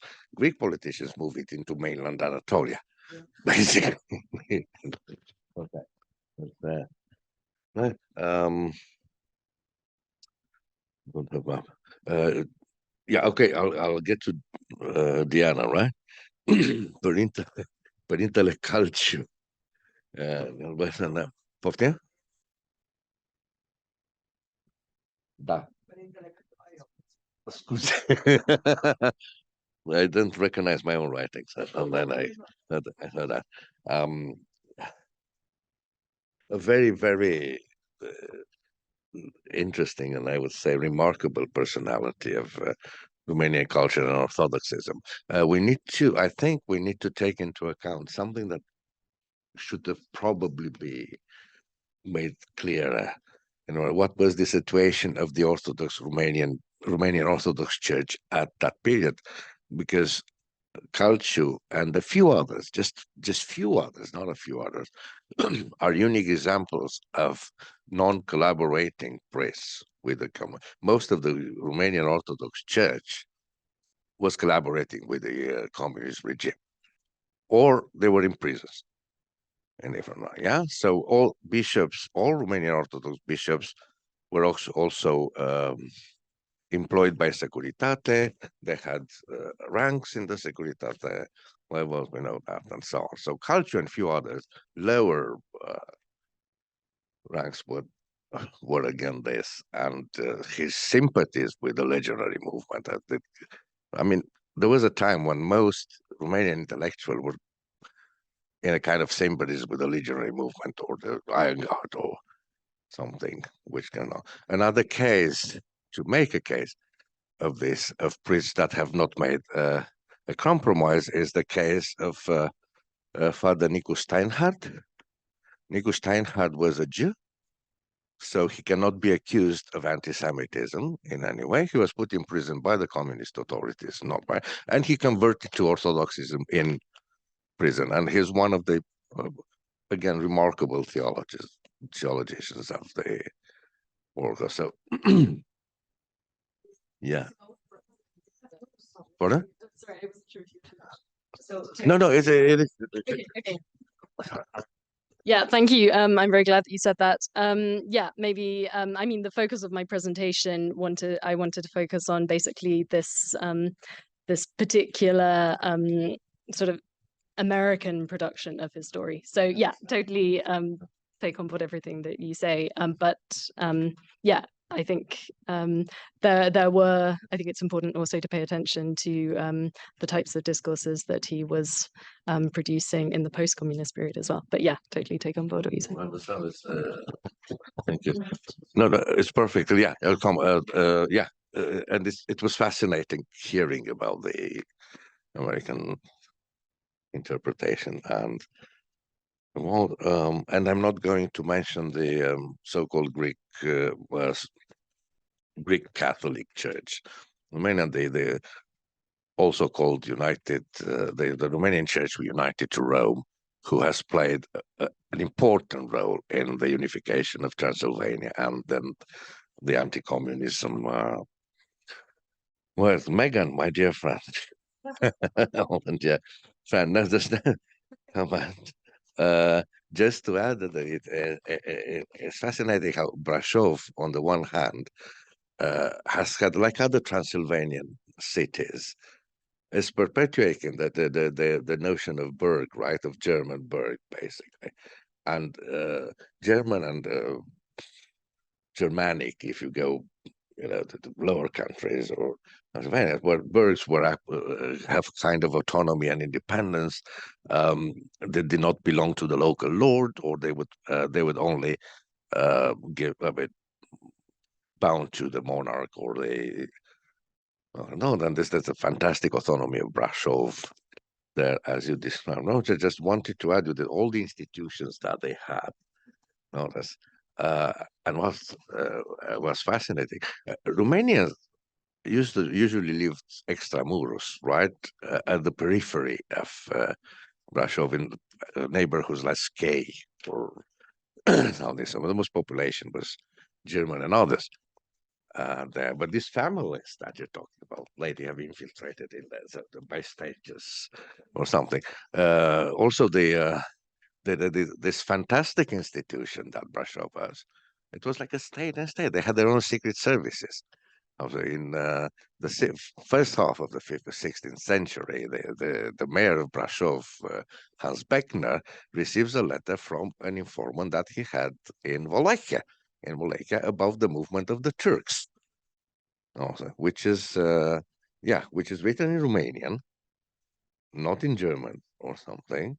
So, which means that Hans or some of his counselors could understand Romanian or something, and that's actually the first document of the first written document of Romania, 1521. It's going to be some really interesting things. So officially, Romanians didn't live inside the city walls, but they definitely did. Only a handful. But if you were rich enough, I have an idea. I have an idea that the Siebenbürgen are quite different. I mean, I spoke to someone who had grown up in Turda, and he had no idea that Cluj was one of the Siebenbürgen, that it was originally a Saxon city. It changed very dramatically. Sibiu being the administrative capital for such a long time, it has a different sort of mood to it. Brasov was a merchant's place, right? If you could make a deal, if the money was right, I think that really underpins a lot of what was going on and the kind of long memory. So the Mureșanus, their house is on the main square, and they had that in the 18th century. Same with the new Orthodox church that I mentioned. It's facing the Saxon Rat House. What century is that? So the church was built in was completed in 1899, but it was acquired from a merchant, Bogic, I think his name was, who. Is that the Greek church? No, it's a Romanian Orthodox church. It's the one it's still there. It's still a functioning Because church. before that, the only Orthodox church in Brasov, maybe it was the Greek Orthodox church. Yes. And there was a Greek community, a very significant Greek community in Brasov. And the reason why the Romanian Orthodox Church was built was because the congregation had a sort of schism of its own. And so they argued about various things, but one of the key points was whether they should continue to worship in Greek or in Romanian. And so they wrote to the emperor to resolve this, and he sided with the Greeks. And so the Romanians went off in a huff, basically, and founded their own. That was at the time of the reform of the people started to push in their. Exactly. And in the end, the Greeks were totally marginalized in Brasov. And by 1899, this new church is opened. It was a chapel from about 1833, but it's right in the city center, And and I just want to quickly say as well that some Hungarian Jews in Transylvania voted for anti-Semitic parties in the 1930s because they wanted to reunite Transylvania with Hungary. So I was just thinking about some of the things we've been talking about. But so I just wanted to say that Brasov is very interesting because on paper it was a Saxon town, but in reality it was something quite different. I think that's very interesting. That way it was very, very. I mean, I'm very, very interested in this fact. The letter, and it doesn't matter. It's a monument of Romanian language, blah blah. Doesn't matter. But the letter from an informer sent to the mayor, to the Saxon mayor of Brasov, is not written in German, but in Romanian. Okay, just the last one. Thank you. I have to say a lot about. Listen, I don't have time, but there is if you can put it on YouTube, there is a song by Taxi. Which is called Numa Vaccines. One of them. You can put it online. Yeah, I think you can find it on YouTube. Well, I'd like to say thank you everyone for the questions, and to the audience, thank you for coming, and for the speakers that are still here, thank you very much for coming down or up, depending on where in the country or outside the country you're from. Thank you very much for attending. These events wouldn't be the same without everyone here. And there will be more PROLang events coming up shortly. If you look at our social media, C's posts them regularly, but also on the PROLang page. This has been recorded and will be uploaded as well, should anyone want those clips back, or not, in my case, probably. Have a lovely day, and thank you all for coming. So we also have to thank to thank Ramona, who is the mind and the soul of all this organizing events. All our love there. And Jack, of course, for being on time. Yeah. Thank you so much, guys. And now please feel free to enjoy wine and snacks, as I'm sure we've all been waiting for.